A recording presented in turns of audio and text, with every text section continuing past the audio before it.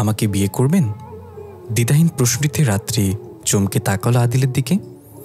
ছেলেটা এমন অদ্ভুত একটা প্রশ্ন যে করতে পারে এ বিষয়ে ন্যূনতম চিন্তা কখনো তার মাথায় আসেনি।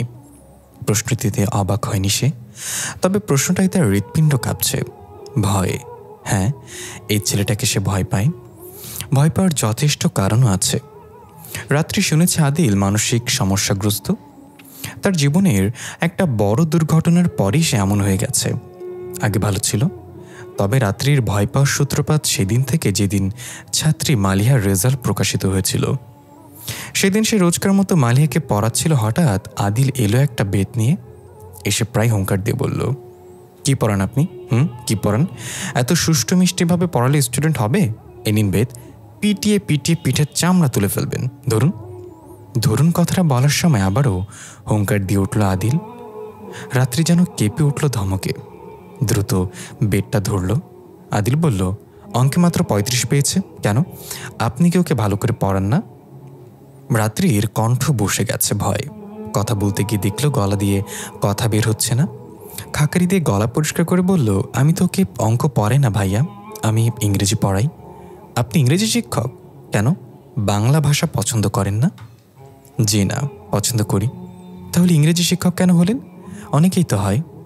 অনেকে হলে আপনি হবেন না। কাল থেকে ওকে বাংলা পড়াবেন, কোনো ইংলিশ টিংলিশ চলবে না, বুঝেছেন? জি জি ভাইয়া। আদিল হাসল। রাত্রিকে একটা বাটিতে পায়েস খেতে দেওয়া হয়েছিল। রাত্রি তখনও 1 চামচ পায়েস মুখেও দেয়নি। আদিল রাত্রিকে দেয়া পায়েস থেকে 1 চামচ পায়েস খেলো। শুধু 1 চামচই খেলো না, সে পায়েসের বাতিটাই নিয়ে নিল। ওই দিন এবং আরও কিছু ঘটনার জন্য রাত্রি নিশ্চিত হয়েছিল এই ছেলের মাথায় আসলেই গণ্ডগোল আছে। আর আজ আরও একবার প্রমাণ পেল, মৌনতা সম্মতির লক্ষণ। আমি কি তবে আপনার এই মৌনতাকে সম্মতি ভেবে নেব? রাত্রিকে নিশ্চুপ থাকতে দেখে বলল আদিল। রাত্রির সঙ্গে সঙ্গে বলে উঠল, না, এটা সম্মতির লক্ষণ নয়। তার মানে আপনি অসম্মত নন, তাই তো? রাত্রি বারবার দরজার দিকে তাকাচ্ছে। মালিয়া কোথায় চলে গেল?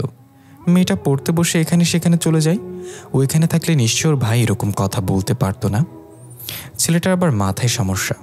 একটা সাধারণ মানুষকে যা বুঝে বলা যায় তা একটা মাথায় গণ্ডগোল থাকা মানুষকে বলা যায় না।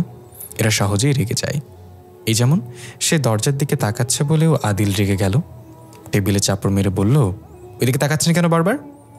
রাত্রি আবারও কেঁপে উঠল টেবিলে আঘাত করা তীব্র শব্দে এবং সঙ্গে সঙ্গে আদিলের দিকে তাকালো। আদিল নরম হেসে বলল, আমি আপনাকে ভালো রাখবো, আমি আপনাকে ভালোবাসবো। শুনেছি আপনার নাকি যৌতুকের কারণে বিয়ে ভেঙে যায়। কথা দিচ্ছে 1 টাকাও যৌতুক নেব না আপনার বাবার থেকে। আপনি রাজি? না, আমি আপনাকে বিয়ে করব না। আদিলের চোখে তপ্ত দৃষ্টি ফিরে এলো। জানতে চাইল, কেন? এরকম করে বললেই বিয়ে করা যায়? তাছাড়া আপনার... রাত্রি থেমে গেল। এখনও মস্ত বড় একটা ভুল করতে যাচ্ছিল সে। একজন মানসিক রোগীকে কখনোই বলা উচিত নয় তার মাথায় গণ্ডগোল। আদিল অবাক হয়ে জানতে চাইল, আমার কি? কিছু না। রাত্রি উঠে দাঁড়ালো। দ্রুত ব্যাগটা নিয়ে বেরিয়ে এলো রুম থেকে। জানি না মালিহা কোথায়। সে বসার ঘর থেকে ডেকে বলল, মালিহা, আমি চলে যাচ্ছি, জরুরি একটা কাজ আছে, কাল আসবো। বলে আর দাঁড়িয়ে রইল না। দ্রুত পায়ে বের হলো ফ্ল্যাট থেকে। সিঁড়ি দিয়ে নামতে নামতে আদিলের কণ্ঠ শুনতে পেল, না পুড়ে চলে যাচ্ছেন? মাইনে থেকে কিন্তু টাকা কাটবো। রাত্রির গ্রাহ্য করল না। তবে মাইনে থেকে টাকা কাটলে তার অনেক ক্ষতি হবে। কিন্তু এই ছেলেটার সাথে আর 1 মুহূর্ত এখানে থাকা সম্ভব ছিল না। বিল্ডিং থেকে বেরিয়ে দেখলো আকাশে কালো মেঘ জমেছে। বৃষ্টি হতে পারে। বৃষ্টির কবলে পড়ার আগেই বাড়ি পৌঁছাতে হবে। একটা রিক্সা থামলো। সচরাচর রিক্সা এসে যাতায়াত করে না। মালিহার বাসা থেকে তার বাসা 10 টাকা ভাড়া। নিত্য যানবাহনে আসা যাওয়া করলে মাসে 520 টাকা খরচ। কি দরকার শুধু শুধু এই খরচ করার? তাছাড়া এত টাকা গাড়ির পেছনে খরচ করার সামর্থ্য তার নেই। বাসায় ফেরার সঙ্গে সঙ্গে আকাশ ছাপিয়ে বৃষ্টি ঝরতে শুরু করলো, সঙ্গে ঝড়ো হাওয়া। বৈশাখ মাস হওয়ায় এখন হুটহাট করেই বৃষ্টি শুরু হয়। ঘরে ঢুকে দেখতে পেল বাবা চিন্তিত মুখে বসার ঘরে বসে আছে। কারণ জানতে ইচ্ছা হলো, কিন্তু চিন্তিত মানুষটাকে বিরক্ত করা ঠিক বলে মনে হলো না। রাত্রি চলে এলো নিজের ঘরে। ঘর অন্ধকার। ঝড়ের কারণে জানালা দুটো বন্ধ করেছে শ্রাবণী। বিদ্যুৎ নেই, তবে অন্ধকার ঘরেও ঝাপসা আলো আলো একটা ব্যাপার আছে। রাত্রি শ্রাবণীর উদ্দেশ্যে প্রশ্ন ছুড়ল, বাবার কি হয়েছে? তোমার বিয়েটা এবারও হবে না, শ্রাবণী বলল। রাত্রি কথারে অবাক হলো না। এটা নতুন কোনো ঘটনা নয়। হঠাৎ করে ঘটনায় মানুষ অবাক হয়, কিন্তু যে ঘটনা ইতোমধ্যে অনেকবার ঘটে গেছে তাতে অবাক হওয়ার কিছু উপস্থিত থাকে না। সেই সম্পর্কে কোনো উক্তি উচ্চারণ করল না। মোবাইলের আলো জ্বালিয়ে দেয়ালের কোন ঘেঁষা সিলিং লাগাতারে ফাটলটা দেখল। ফাটল বেয়ে বৃষ্টির পানি নামতে শুরু করেছে। কিছুক্ষণ পরই সারা রুম তলিয়ে যাবে। শ্রাবণীর কণ্ঠে হঠাৎ তিক্তটা টের পাওয়া গেল। আর ভালো লাগে না এই ঘরে থাকতে। এখান থেকে ফুটো ওখান থেকে ফাটা অসহ্য। রাত্রে এ কথার প্রত্যুত্তরে কিছু বলল না। বসার ঘরে সে দেখল বাবা তখনও বসে আছে। তার মুখে এখনও চিন্তার ভারী পর্দাটা দুলছে। রাত্রে গিয়ে এসে বলল, মুখ ভার করে বসে থেকো না। আর কি হবে মুখ ভার করে? পাত্র দেখো না, আর কোনো লাভ নেই। এনামুল শিকদার মুখ তুলে চাইলেন। তার চেহারাটা কেমন মন মরা, দৃষ্টির ভাষারাও মৃত। কয়েক সেকেন্ড কি যেন ভাবলেন, তারপর হঠাৎ বললেন, আমার ঘরে জন্ম নিয়ে কি তুই আফসোস করিস মা? এটা কেমন প্রশ্ন বাবা? আফসোস করব কেন? এটা আফসোস করার মতো কোনো বিষয় না।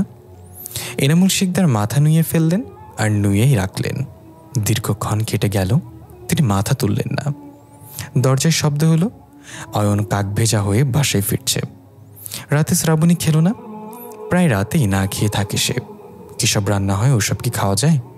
পটল ভাজি আর ঝিঙা ভাজি, দিন দিন নিরামিষ তরকারি শুধু। বাকি সবাই খেতে পারলেও সে পারে না, হয়তো ছোট তাই।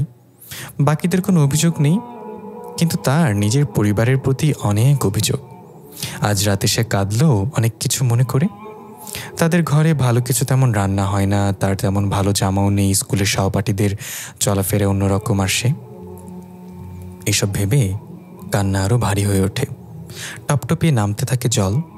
প্রতিটা ফোঁটাই সে হাত দিয়ে মুছে ফেলে, কিন্তু জলের ধারা তার কপালে ভিজে দেয় আবারও। কারোর পদধ্বনি কানে এলেই শ্রাবণীর অবাধ্য চোখের জল বাধ্যগতভাবে রুদ্ধ হয়ে যায়। দ্রুত চোখ মুছল সে। ঘুমিয়েছে এমন ভঙ্গিতে শুয়ে পড়ল, আগমনকারীকে বোঝাতে চাচ্ছে সে ঘুমিয়েছে। মেঝে থেকে পানি অপসারণ করা হলেও স্যাঁতস্যাঁতে ভাবটা যায়নি। রাতে যদি আবারও বৃষ্টি নামে তাহলে পানি অপসারণের মতো শ্রম সাধ্য কাজটাই বৃথা যাবে। শ্রাবণীর দিকে চোখ ফেরালো রাত্রি। ও কি ঘুমাচ্ছে? রাত্রির মনে হলো না শ্রাবণী আসলেই ঘুমাচ্ছে, তাই বলল, ঘুমের ভান কেন করছো শ্রাবণী? বোনের কথা শুনে শ্রাবণীর বাধ্য কান্না জল আবার অবাধ্য হলো। শ্রাবণী কাঁদছে বুঝতে পেরে রাত্রি ওর দিকে এগিয়ে গেল দ্রুত পায়ে। তুমি কাঁদছো? শ্রাবণী আর কান্না লুকাতে পারল না। মেয়েটা কোনো কিছু লুকিয়ে রাখতেই একদমই পারদর্শী নয়। সে উঠে বসল, কান্না চোখে জানতে চাইল, আমরা কি খুব গরিব আপু? হঠাৎ এরকম মনে হচ্ছে কেন? আমাদের ঘরে কেন ভালো খাবার রান্না হয় না? রাত্রি চট করে কোনো উত্তর দিতে পারল না। এরকম প্রশ্নের উত্তর চট করে দেয়া যায়ও না। ক্ষণিকের জন্য ভাবানিষ্ঠ হয়ে ওর থেকে উত্তর দিল, রোজ ভালো খাবার খেতে চাইলে ভালো পরিমাণ টাকাও দরকার। যদি ভালো খাবারের পেছনেই টাকা ব্যয় হয় তাহলে তোমার আর অয়নের পড়ালেখার খরচ কিভাবে ম্যানেজ হবে? বাড়ি ভাড়া সহ যাবতীয় খরচ কিভাবে পরিশোধ হবে? আমরা খুবই দরিদ্র। শ্রাবণীর কণ্ঠ করুণ শোনালো। খুব না, তবে দরিদ্র। আর দরিদ্রতা হয়তো কষ্টের, তবে কোনো আফসোসের বিষয় না। পাশের বাসার মেয়েরাদের দিকে দেখো, কি আছে ওদের? ওদের পটল আর ঝিঙাভাজি খেতে অনেক কষ্ট করতে হয়। নিজেদের থাকার জায়গাটুকু বহু কষ্ট করে ধরে রেখেছে। তাদের থেকে কি তুমি ভালো আছো না? কোন উদাহরণ শ্রাবণীকে মানাতে পারল না। সে কাঁদতে কাঁদতে বলল, আমাকে বিয়ে দিয়ে দাও। রাত্রির ভীষণ হাসি পেল এবার। মেয়েটা খুব বেশি যন্ত্রণা কাতর হলে কি যে বলে তা হয়তো নিজেও জানে না। রাত্রি বলল, বিয়ে? আচ্ছা, পাত্র খুঁজে দেখব। আগে এসএসসি পরীক্ষা দাও, A+ পাও তারপর। তুমি জানো আমি কখনো A+ পাবো না, সেজন্য তো A+-এর কথা বললাম। শ্রাবণীর কান্না থামল। হঠাৎ একটা প্রশ্ন জানতে খুব আগ্রহ হলো তার, কিন্তু প্রশ্নটা করা উচিত হবে কিনা জানি না। অবশ্য সে এমন মেয়েও না যে উচিত অনুচিত নিয়ে ভাববে। সে জানার আগ্রহটা প্রকাশ করে ফেলল। আচ্ছা, এই যে তোমার বারবার বিয়ে ভেঙে যাচ্ছে, তোমার কষ্ট হয় না? প্রশ্নটাতে রাত্রির ভাবনা আচ্ছন্ন হয়ে পড়ল। আবারও উত্তর খুঁজল নিজের মনে। কষ্ট হয় না। সে খুঁজে পাওয়া উত্তরটা শ্রাবণীকে বলল, হতো, এখন হয় না।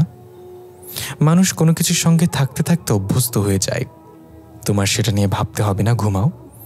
রাত্রি ঘরে লাইট অফ করে টেবিল ল্যাম্প জ্বালিয়ে বসলো। লেখাপড়া শেষ করলেও এখনও প্রতি রাতে টুকটাক লেখাপড়া করে সে। অনার্স শেষ করেছে, এরপর লেখাপড়া করার ইচ্ছা থাকলেও নিজের পরিবারের কথা ভেবে ইচ্ছা হত্যা করেছে। বর্তমানে ইচ্ছাশক্তি কিছু নয়, অর্থশক্তি সব।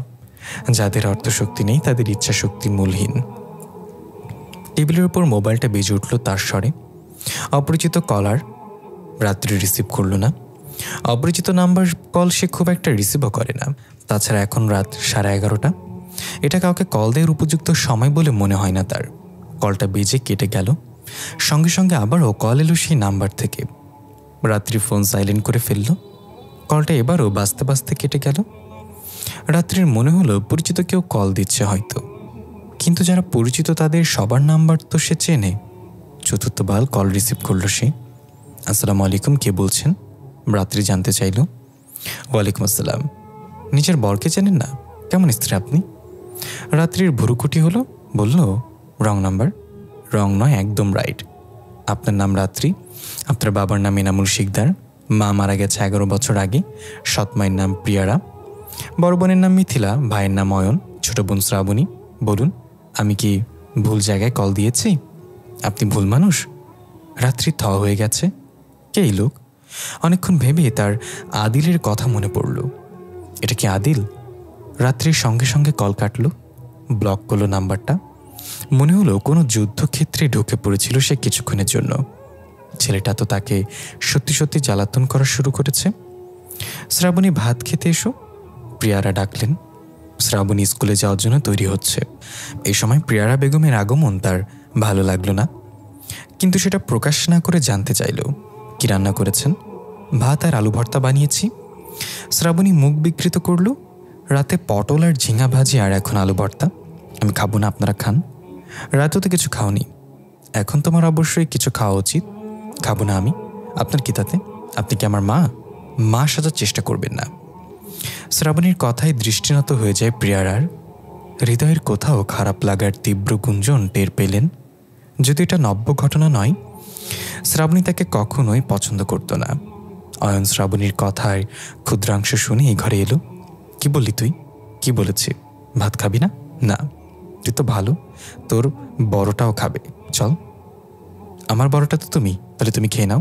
চুপ, মুখে মুখে কথা। অয়ন টেনে ওকে রুম থেকে বের করলো। শ্রাবণী কিছু দূর যেতেই অয়ন প্রিয়ারার দিকে ফিরে বলল, ওর কথা কিছু মনে করবেন না, জানিনি তো এরকম। প্রিয়ারা এ ব্যাপারে কোনো কথা না বলে বললেন, চলো খাবার বেড়ে দেই। 6 সদস্যের পরিবার, তবে টেবিলটা 6 জন মানুষের বসে খাওয়ার চেয়েও ছোট। তবুও 6 জন মানুষ গাদাগাদি করে কোনো রকমে বসা যায়। তবে প্রিয়ারা সকলের সঙ্গে খান না, তিনি পরে খান। সবাইকে খাওয়ানোর পর যে অবশিষ্ট থাকে তাই খান। তবে কখনো কোনো অভিযোগ নেই তার। ইদানিং অবশ্য রাত্রি তার সঙ্গেও খায়। সকলের সঙ্গে বসে খায় না। টাকা লাগবে বাবা, খেতে খেতে বলল শ্রাবণী। এনামুল শিকদার শ্রাবণীর দিকে তাকালেন। কিসের জন্য? টিফিনের জন্য। তোমাকে তো টিফিন বানিয়ে দেওয়া হয়। কি টিফিন বানিয়ে দেওয়া হয়? ওসব টিফিন মানুষের সামনে বসে খাওয়া যায়? সবাই ক্যান্টিন থেকে খাবার কিনে খায়, শুধু আমি একজন যে ওরকম পচা টিফিন নিয়ে স্কুলে যাই। মিথিলা বলল, তো নিও না, না খেয়ে থেকো। বাজে ছেলে মেয়েদের মতো খামখেয়ালি করো না তো টাকার জন্য। টাকা গাছে ধরে নাকি? শ্রাবণী নিজের বড় বোনকেও তেমন পছন্দ করে না, একমাত্র তার এরকম কথাবার্তার জন্য। সে বিরক্ত হয়ে বলল, তোমার কাছে তো টাকা চাইনি, তুমি কথা কেন বলছো? মিথিলা রাগান্বিত হলো। কি বললে তুমি? বড়দের যে ন্যূনতম সম্মান করতে হয় জানো না? রাত্রির সঙ্গে থেকে থেকে বেয়াদবি শিখছ নাকি? রাত্রিও ছোটবেলায় এরকম বদমাইশ ছিল। অয়ন বিরক্ত হলো, বলল, কথা হচ্ছে তোমাদের মাঝে সেখানে আরেকজনকে না টানলে কি নয়? মিথিলা কড়া গলায় বলে উঠল, তুমি কথা বলবে না। আমি ভাবতে পারছি না এই ঘরের একটা ছেলে মেয়েও ভালো না হয়ে পারলো কি করে। তুমি তো বড়, তুমি যখন ভালো হওনি আমরা কি করে ভালো হই? বড়দের দেখেই তো ছোটরা শিখে। অয়ন জবাব দিল। মিথিলা বাবার দিকে তাকালো। বাবা, তুমি কিছু বলবে না? এনামুল শিকদার যেন এতক্ষণ ধরে কিছু শুনতেই পাননি। তিনি আগেও যেমন খাচ্ছিলেন এখনও তেমনই খাচ্ছেন। মিথিলার খুব রাগ হলো। রাগ করে না খেয়ে চলে গেল সে। প্রিয়ারা ডাকলেন, তবে সে ফিরল না। খাওয়ার পাট শেষে শ্রাবণী টাকা আনতে বাবার কাছে গেল। এনামুল শিকদার 10 টাকা বের করে দিলেন তার শার্টের পকেটে খুঁজে। 10 টাকা? 10 টাকা আজকাল কিছু হয়? ভাঙতি নেই, আজ এটাই নাও। শ্রাবণীর অভিমান হয়, সে কখনো টাকা চায় না। যতদিন পরে টাকা চাইতে এলো তাও কি করে 10 টাকা দিচ্ছে। শ্রাবণী তীব্র অভিমানে টাকাটা বিছানায় ফেলে বলল, লাগবে না টাকা, আমি না খেয়ে থাকবো, আর একদিন না খেয়ে মরবো। শ্রাবণী হনহনিয়ে বেরিয়ে গেল। এনামুল শিকদার পেছন থেকে ডাকলেন, ঠিক আছে তাহলে 15 টাকা নাও। কিন্তু শ্রাবণী তার কথা শুনল না। স্কুল ব্যাগ নিয়ে বেরিয়ে গেল বাড়ির বাইরে। তার চোখে জল। নিজেকে আর 5টা মানুষের থেকে গুটিয়ে নেওয়া খুব কষ্টকর, আবার তাদের সঙ্গে তাল মিলিয়ে চলাও কষ্টের।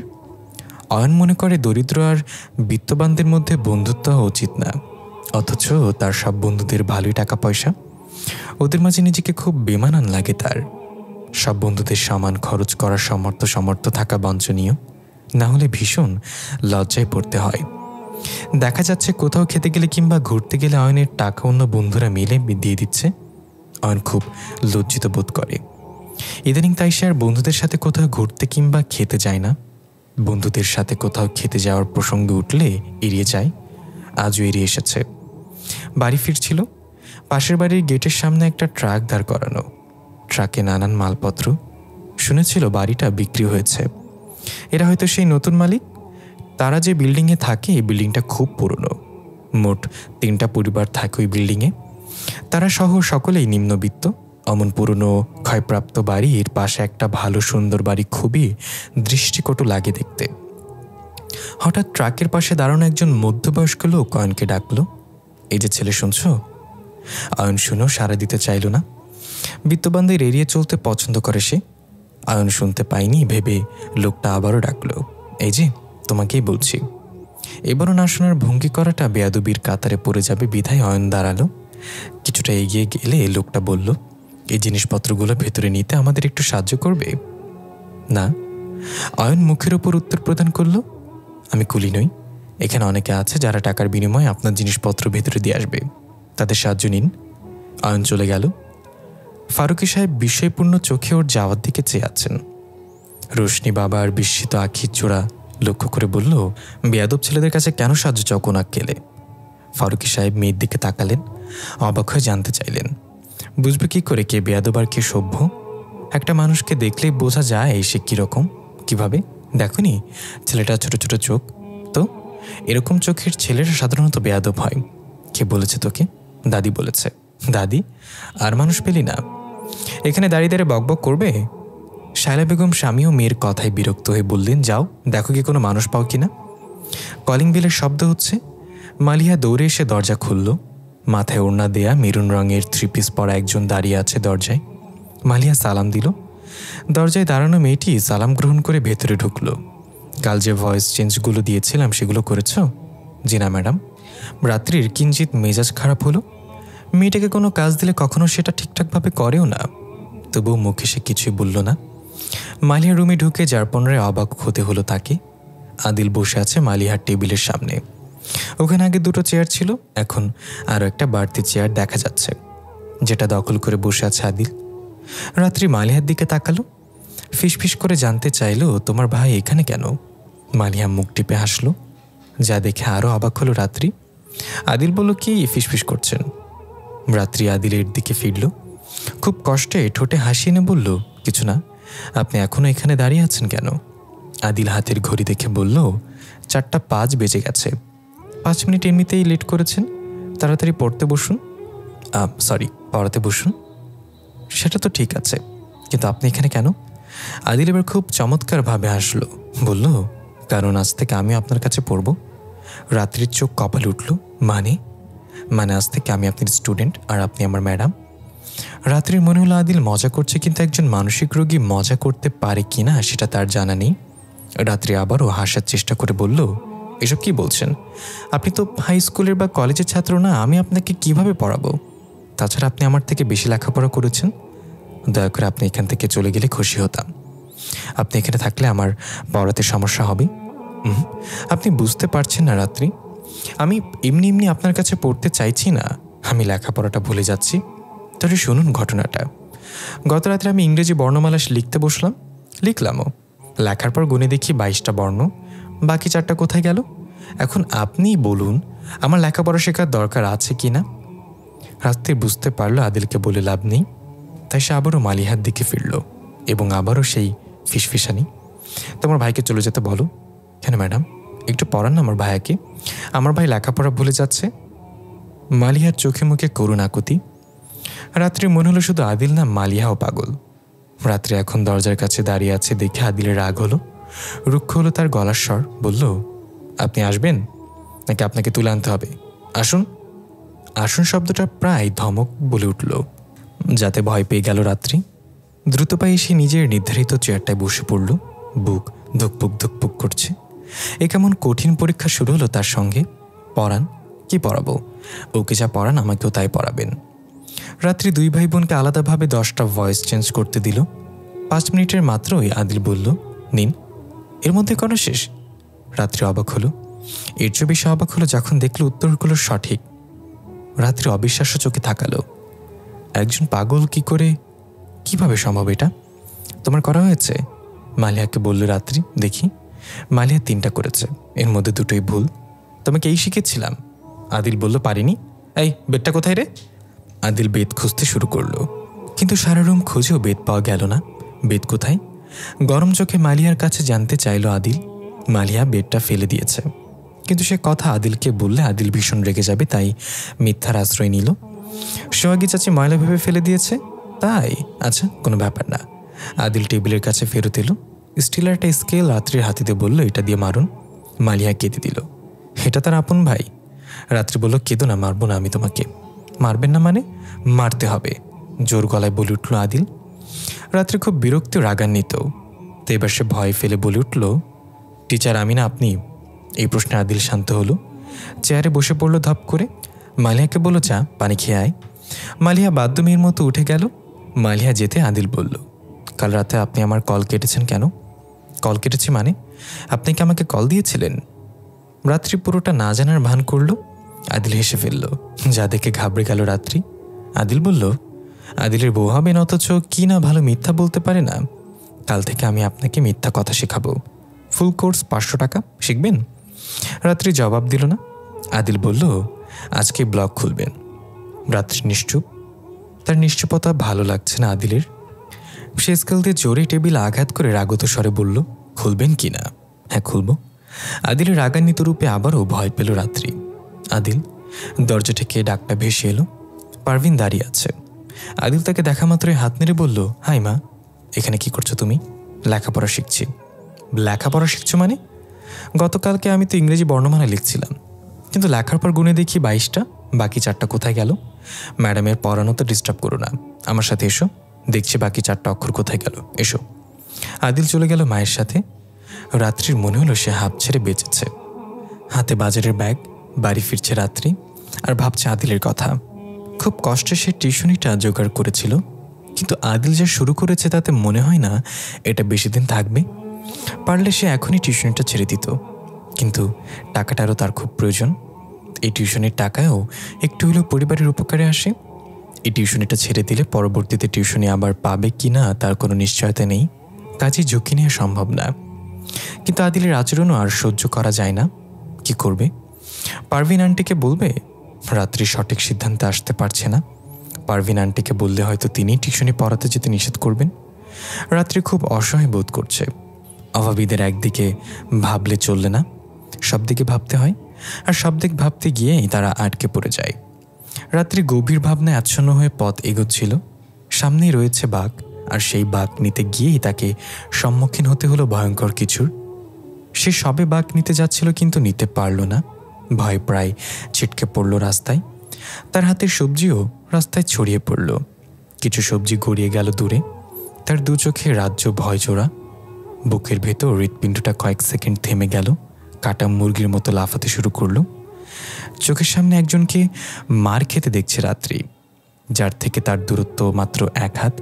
আর একটু হলে এই মার খেতে থাকা ছেলেটার সঙ্গে তার ধাক্কা লাগতো। মূলত ধাক্কা ঠেকাতেই নিজের ছুতন্ট পা জোড়াকে অপ্রস্তুতভাবে থামাতে গিয়ে ছেলেটার মুখ থুবড়ে পড়েছে রাস্তায়। রাত্রে আকস্মিকভাবে তার সামনে পড়ে ভড়কে যায়। তবে আসল ভয়ের ব্যাপারটা সেটা নয়, ছেলেটার পেছনে যে আরও একদল সন্ত্রাসীর মতো ছেলেগুলো ছিল তারাই ভয়ের মূল কারণ। অনবরত চর লাথিতে ছেলেটার নাক মুখ কেটে রক্ত বের হলো, তারপরও মারা থামল না। এক সময় থামল তারা। কালো শার্ট পরা একটা ছেলে মার খাওয়া ছেলেটার কলার চেপে ধরল। তার চোখ ক্রোধে রক্তিম, বলল, আমার বোন কোথায়? মার খাওয়া ছেলেটা কান্না ভেজা কণ্ঠে বলল, বিশ্বাস করুন ভাইয়া, আমি জানি না ও কোথায়। ও, তুই জানিস না? মিথ্যা বলবি না, একদম মেরে পুঁতে ফেলবো। আমি জানি ওকে তুই নিয়ে গেছিস, আর সন্ধ্যের মধ্যে ওকে বাসায় দিয়ে আসবি, বুঝেছিস? ছেলেটা কলার ছেড়ে দিয়ে উঠে দাঁড়ালো। এতক্ষণ অবধি সে রাত্রিকে খেয়াল করেনি। এবার তাকালো, এখনও রাস্তায় পড়ে রয়েছে রাত্রি। চোখ মুখ ঠিকরে বেরিয়ে আসছে আতঙ্ক, আশেপাশে ছড়িয়ে আছে সবজি।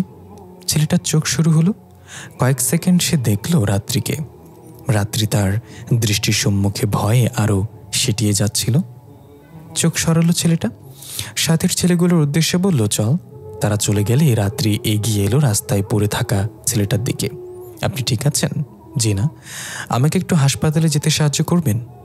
রাত্রির মনে হলো এই মারামারি ভেতরে তার জড়ানো উচিত না, কিন্তু ছেলেটাকে এরকম ফেলে রেখেও তো যাওয়া যায় না। সে একটা রিক্সা ডেকে আনলো। এই রাস্তায় সচরাচর কোনো রিক্সা কিংবা অন্য যানবাহন চলাচল করে না।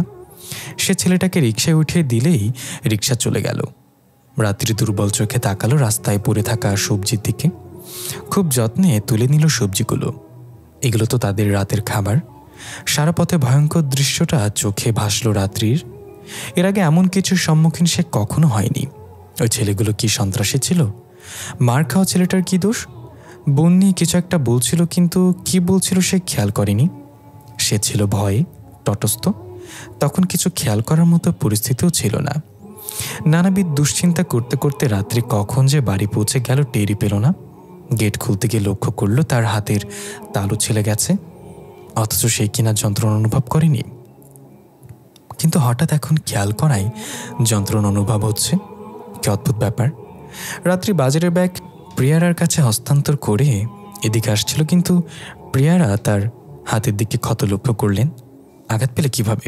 পড়ে গিয়েছিলাম। প্রিয়ারার ইচ্ছা হয় রাত্রির হাত ধরে ক্ষতটা ভালোভাবে দেখতে, যত্ন করে আঘাতের স্থানে ব্যথানাশক লাগিয়ে দিতে, কিন্তু তিনি কিছুই পারেন না। সন্তানদের সামনে কুণ্ঠাবোধ করেন, কারণ তিনি এখনও নিশ্চিত না সন্তানদের মনে তার জন্য কেমন স্থান গঠিত। শুনতে হয়তো অবাক শোনাচ্ছে, 9 বছরে সে এটা কীভাবে নিশ্চিত না হতে পারে? অবাক হলে এটাই সত্যি। সে তো সৎমা। সৎমাকে সহজে কেউ আপন ভাবতে পারে না। বাসার অথবা কোনো শোবার ঘর থেকে হঠাৎ বাগবিতণ্ডার আওয়াজ ভেসে এলো। রাত্রি দ্রুত পায়ে বেরিয়ে গেল সেখানে। শ্রাবণী মিথিলা কোনো কিছু নিয়ে ঝগড়া করছে। কি হয়েছে জানতে চাইলে মিথিলা বলল, কি হবে আবার, তোর সঙ্গে থেকে থেকে বেয়াদবটা আরও বেয়াদবি শিখছে। ওর ভালো চাইলে তুই আর ও একসঙ্গে এক রুমে থাকিস না, ঠিক আছে? আজ থেকে তাহলে আমি তোমার সঙ্গে থাকবো। শ্রাবণী বলল, সে জানে মিথিলা তাকে কখনোই নিজের সঙ্গে থাকতে দেবে না, আর দিলেও না। সে কখনো থাকবে নাকি? মিথিলা বলল, ভাবলে কি করে তোর মতো বেয়াদবকে আমি আমার সাথে রাখবো? বসার ঘরে বিছানা বেঁধে শুবি তুই। শ্রাবণীর ভীষণ রাগ হলো, বলল, আমি কোথায় শোবো না শোবো সেটা তুমি বলার কি? নিজের থাকা নিয়ে ভাবো। রাত্রি ধমকে উঠল, শ্রাবণী মুখে মুখে তর্ক করছো কেন? মিথিলার চোখে অশ্রু এসে ভিড় জমিয়েছে। কখনো কখনো সে অল্পতেই আবেগী হয়ে ওঠে, কেঁদে ভাষায়। সে হঠাৎ রাত্রির দিকে তাকিয়ে বলে উঠল, ও তাহলে ওই সব শেখাশোকে? রাত্রি অবাক হয়ে গেল। মিথিলা বলল, আমি এখানে এসে থাকছি বলে আমি তোদের চোখে বিষ হয়ে গেছি, তাই না? থাকবো না এই বাড়িতে, দেখি আমি মরে যাই কিনা। মিথিলা দ্রুত পায়ে রুমে ঢুকিয়ে দরজা আটকালো। সে যে এখন অনেকক্ষণ ধরে কাঁদবে সেটা কারোর অজানা নয়। রাত্রি রাগ হলো শ্রাবণীর ওপর। ওর পিঠে একটা থাপ্পড় মেরে বলল, এটা কি করলে তুমি? কি করেছে? সে আসলো কেন শুধু শুধু আমার সঙ্গে ঝগড়া করতে? সে যে আমাদের বোন সেটা তুমি ভুলে গেছো? কেন শুধু শুধু তর্ক করলে? বোন হয়ে সে পাশের বাসার চাচিদের মতো আচরণ করে। সে আমাকে পছন্দ করে না। কোনো বিষয় উঠলে অযথা তোমার নামে দোষারোপ করে। এগুলো বোনের নমুনা। সে সবসময় এমন ছিল, তবু সে আমাদের বোন। বোনেদের প্রতি বোনেদের হৃদয়ে অদৃশ্য একটা টান থাকে, যেটা তারও আছে, তোমারও আছে। শ্রাবণী ফট করে বলল, তার জন্য আমার হৃদয়ে কোনো টান নেই, বলে বেরিয়ে গেল ঘর থেকে। এই যে একটু দাঁড়ান। না, ছেলেটার মাঝে দাঁড়ানোর কোনো লক্ষণ নেই। সে হাঁটছে তো হাঁটছেই।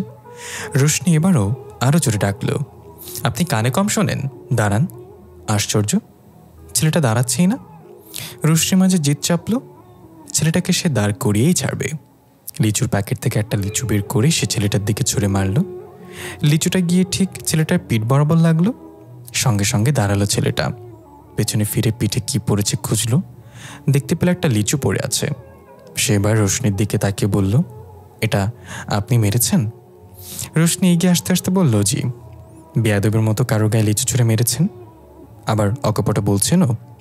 রোশনি অয়নের সামনে এসে থামল, বলল, সরি, আমি আপনাকে ডাকছিলাম কিন্তু আপনি শুনতেই পাচ্ছিলেন না, তাই তাই বলে এমন করবেন? একজন অপরিচিত মানুষের গায়ে লিচু ছুঁড়ে মারবেন? সরি বললাম তো, এখন কি পা ধরে মাপ চাইতে হবে? রোশনি রাগল, ডাকছিলেন কেন? রোশনি রাগ গড়িয়ে উঠে হঠাৎ আবার হাসল, বলল, আমি প্রথম দেখাতেই বুঝেছিলাম আপনি একজন বেয়াদব। অয়নের চোখ শুরু হলো বিস্ময়ে। পর মুহূর্তে রাগ, কি বলছেন আপনি? জি, ঠিক বলছি। আপনার চোখ দুটো ছোট ছোট, ছোট চোখের ছেলেরা বেয়াদব হয়। আমার বাবা তো বুঝতে পারিনি, তাই আপনার কাছে সাহায্য চেয়ে বসেছিল। অয়নের মনে হচ্ছে তার সামনে কোনো পাগল দাঁড়িয়ে আছে, কিংবা মানুষকে হাসায় এমন কোনো কার্টুন। কথা নেই বার্তা নেই, কোত্থেকে এসে বলছে আপনি বেয়াদব। অয়ন জানতে চাইল, আপনার বাবাকে? আমার বাবাকে আপনার মনে নেই? মিস্টার ফারুকি হাসান, ওই যে আপনাদের পাশের বাড়িতে যারা নতুন এসছে, আমি সেই পরিবারের একজন। অয়নের মনে পড়তে বলল, ও, তাহলে এখন আমি কি করতে পারি? না, আসলে আমি ভাবতেই পারিনি সত্যি ছোট চোখের ছেলেরা বেয়াদব হয়, কিন্তু আপনাকে দেখার পর একদম নিশ্চিত হয়ে গেছি। অয়ন মনে মনে আওড়ালো, পাগল ছাগল, কিন্তু মুখে কিছু না বলেই যাওয়ার জন্য ঘুরল। তবে হঠাৎ পেছনে ফিরে তাকালো আবার। মেয়েটার চোখের দিকে তাকিয়ে বলল, তাহলে তো বলতে হয় আপনি আমার চেয়েও বেশি বেয়াদব। আপনি কি এটা আমার চোখ ছোট সেজন্য বলেছেন? যাদের চোখ ছোট তারা বেয়াদব হয়, এই রুলস শুধু ছেলেদের ক্ষেত্রে প্রযোজ্য, মেয়েদের ক্ষেত্রে না। অয়ন বুঝতে পারছে না সে একটা পাগলের সঙ্গে কথা বলে কেন সময় নষ্ট করছে। সে আর কিছু বলল না, ঘুরে দাঁড়িয়ে হাঁটা শুরু করলো। রোশনি মনে মনে ভাবল, ওয়াও, ছেলেটা তো আসলেই বেয়াদব। কোনো বিদায়ী শব্দ উচ্চারণ না করে চলে যাচ্ছে। এনামুল শিকদার বাড়ি ফিরেছেন। আজ কাজের প্রয়োজনে তাকে দূরে কোথাও যেতে হয়েছিল, তাই ফিরতেও রাত হয়ে গেছে। একটা শাড়ি কিনেছেন তিনি প্রিয়ার জন্য। প্রিয়ারা শাড়ি দেখে খুব খুশি হওয়ার বদলে চিন্তিত স্বরে বললেন, এটা কি করেছেন? শুধু শুধু খরচ করছেন কেন? এনামুল শিকদার প্রিয়ারার পরনের শাড়ির দিকে তাকালেন। রং মলিন হওয়া পাণ্ডুর শাড়ি, কত আগে কিনে দিয়েছিলেন তার মনে নেই। তিনি জানেন শাড়িটা 2 জায়গা দিয়ে ছিঁড়ে গেছে। যেটা প্রিয়ারা সেলাই করে পরছেন সে কবে থেকে, কিন্তু কখনো বলেনি শাড়ি ছিঁড়ে গেছে। এনামুল শিকদার বললেন, তোমাকে শেষ কবে শাড়ি কিনে দিয়েছিলাম মনে পড়ে প্রিয়ারা? প্রিয়ারা জবাব দিলেন না। এনামুল শিকদার বললেন, আমার মনে নেই। ছেলে মেয়েদের কিছু কিনে দেয়া হলেও তোমাকে দেয়া হয়নি। আসলে তুমি কিছু পাওনি আমার থেকে, কেবল একটা অভাবী জীবন ছাড়া। না, আমি খুব ভালো আছি আপনার সাথে। মিথ্যা সান্ত্বনা দিচ্ছ? না, সত্যি বলছি। এনামুল শিকদার দীর্ঘশ্বাস ছেড়ে বললেন, আমি বুঝি প্রিয়ারা, তোমার কষ্ট হয়, ছেলেমেয়েগুলোরও কষ্ট হয়, কিন্তু কি করব বলো, আমার সামর্থ্য নেই তোমাদের ভালো রাখার। টাকার অভাবে মেঝো মেয়ের বিয়ে দিতে পারছি না, ছেলেটার লেখাপড়ার খরচ ঠিকঠাক দিতে পারি না, হাত খরচ দিতে পারি না। আজকালকার দিনে ছেলেদের নিত্য কত হাত খরচ জানি তো, অথচ আমি কি দিই ওকে? ছোট মেয়েটা খুব অভিমানী, এমনও তেমনও বড় হয়নি। সবাই মুখ বুঝে মেনে নিলেও ওর মানতে কষ্ট হয়। এনামুল শিকদারের চোখে জল। প্রিয়ারা বললেন, আজ হঠাৎ আপনি এসব কথা তুলছেন কেন? আমি অফিসে ছোট্ট একটা ভুল করে ফেলেছিলাম। স্যার বললেন ফিরে যদি আবারও ভুল হয় তাহলে আমাকে চাকরি ছাড়তে হবে। তার ওই কথার পর খুব চিন্তায় পড়ে গেলাম। ভাবছি সত্যি যদি এই কাজটাও ছাড়তে হয় তাহলে কি হবে? প্রিয়ারার দিকে তাকিয়ে বললেন, তুমি জানো প্রিয়ারা, তাহলে কি হবে? মাঝে মাঝে আদিলের পাগলামি বেড়ে যায়, আজ তার পাগলামি বেড়ে গেছে। দুপুর থেকে একটা মস্ত বড় কাজ করে চলেছে সে। প্রথমে জগ থেকে পানি ঢালছে, তারপর গ্লাসের পানি বালতিতে। জগ খালি হয়ে গেলে জগে আরও পানি ভরে আনছে ট্যাপ থেকে। বালতি পূর্ণ হয়ে গেলে বালতির পানি বাথরুমে গিয়ে ঢেলে আবারও একই কাজ করছে। আর মুখে বিড়বিড় করে কি যেন বলে চলেছে, কোনো কথাই স্পষ্ট না। রাত্রি যখন পড়াতে এলো তখন আদিল এই কাজটা করছে। রাত্রে অবাক হয়ে একটুখানি দাঁড়িয়ে থেকে আদিলের কাজ কারবার দেখল। কিন্তু বেশিক্ষণ দাঁড়িয়ে থাকলে পাছে আদিল আবার তাকে দেখে ফেলে, তাই মালিহার রুমে ঢুকে পড়ল তাড়াতাড়ি। তোমার ভাই কতক্ষণ ধরে ওরকম করছে? রাত্রি জানার আগ্রহ বোধ করল। দুপুর থেকে ম্যাডাম। ও, আদিলকে এর চেয়ে অদ্ভুত কাজ এর আগে করতে দেখেছে রাত্রি। একবার আদিল নিজের সব জামাকাপড় কাঁচি দিয়ে কেটে ফেলেছিল। কিছুদিন আগেই ফ্রিজের মাছ গোস্ত বের করে টেবিলের নিচে রেখে দিয়েছিল, যার ফলে নষ্ট হয়ে গিয়েছিল মাছ মাংসগুলো। তবে আদিল আজ যা করেছে তাতে তারই ভালো হবে। এরকম করতে থাকলে আর বিরক্ত করতে আসবে না। আজকে মালিয়া পড়িয়ে শান্তি পাওয়া গেল। এদিকে আদিল একবারও আসেনি, পানি ঢালার কাজে ব্যস্ত ছিল। রাত্রি মালিহার রুম থেকে যখন বের হলো তখনও আদিলের পানি ঢালার কাজটি অব্যাহত রয়েছে। রাত্রির হঠাৎ দুঃখবোধ হলো, এরকমভাবে মানসিক রোগী হয়ে গেল ছেলেটা। রাত্রি ক্ষুদ্রশ্বাস ফেলে দরজার দিকে এগোলো। মালিহা দরজা খুলে দিলে আদিল হঠাৎ বলে উঠল, দাঁড়ান। রাত্রি আশা করেনি আদিল তাকে লক্ষ্য করবে। এই শেষ মুহূর্তে ছেলেটার দৃষ্টিগোচর না হলেই কি হতো না। পেছনে ফিরে তাকিয়ে দেখল আদিল এক গ্লাস পানি নিয়ে এগিয়ে আসছে। রাত্রি বুঝতে পারছে না আদিল কি করবে। গ্লাসের পানি কি তার মুখে ছুঁড়ে মারবে? পাগল তো, যা খুশি করতে পারে। রাত্রি মনে মনে সতর্ক হলো। আদিল পানির গ্লাস রাত্রির দিকে বাড়িয়ে দিয়ে বলল, পান করুন। আমার তেষ্টা পাইনি, পেয়েছে। আপনি বুঝতে পারছেন না, খান। এই পানি খেতে খেতে রাত্রির মন সায় দিচ্ছে না। কোথাকার কোন পানি কে জানে? সে বলল, না ভাইয়া, সত্যি আমার তেষ্টা পাইনি। আদিল অদ্ভুত একটা কাজ করলো। হঠাৎ গ্লাসের পানিটুকু নিজের মাথায় ঢাললো, তারপর এদিক ওদিক মাথা নেড়ে অতিরিক্ত পানি ঝাড়ার চেষ্টা করলো। যে পানি কিছুটা রাত্রির মুখে এসে লাগলো। হাত দিয়ে মুছে মুছে নিল সে। আদিল বলল, আপনি কি সেই মিসিং হওয়া 4টা অক্ষর খুঁজে পেয়েছেন রাত্রি? আপনি তো আমাকে খাতা দেখাননি, কিভাবে বুঝবো কোন অক্ষরগুলো মিসিং? আমি জানি কোন অক্ষরগুলো মিসিং। আসেন কানে কানে বলি। আদিল রাত্রির কানের কাছে মুখ এনে ফিসফিস করে বলল, LOVE, লাভ। রাত্রি প্রথমে কিছু বুঝতে পারল না। তার কাছে অক্ষরগুলো কেবল অক্ষরই মনে হলো। কিন্তু হঠাৎ অক্ষরগুলোর পরম্পরা সাজানোর দিকে খেয়াল করলে সে চমকে তাকালো আদিলের দিকে। আদিল মৃদু হাসল। ছেলেটা হাসলে খুব নিষ্পাপ দেখায়, কিন্তু তবু সে একজন মানসিক সমস্যাগ্রস্ত মানুষ। রাত্রি আর দাঁড়িয়ে রইল না, যত দ্রুত সম্ভব পা চালিয়ে নেমে গেল। শেষ সিঁড়িতে পারভিনের সঙ্গে দেখা হলো তার। আজ পারভিন কিছুটা দেরি করে ফিরেছেন। রাত্রি সালাম জানালো। পারভিন সালামের উত্তর দিয়ে বলল, তোমার সাথে কিছু কথা আছে। যে বলুন না। পারভিন জড়তা ভরা কণ্ঠে বললেন, আমি জানি আদিলকে হয়তো তোমার ভালো লাগে না, যখন তখন তোমার পড়ানো তো ডিস্টার্ব করে।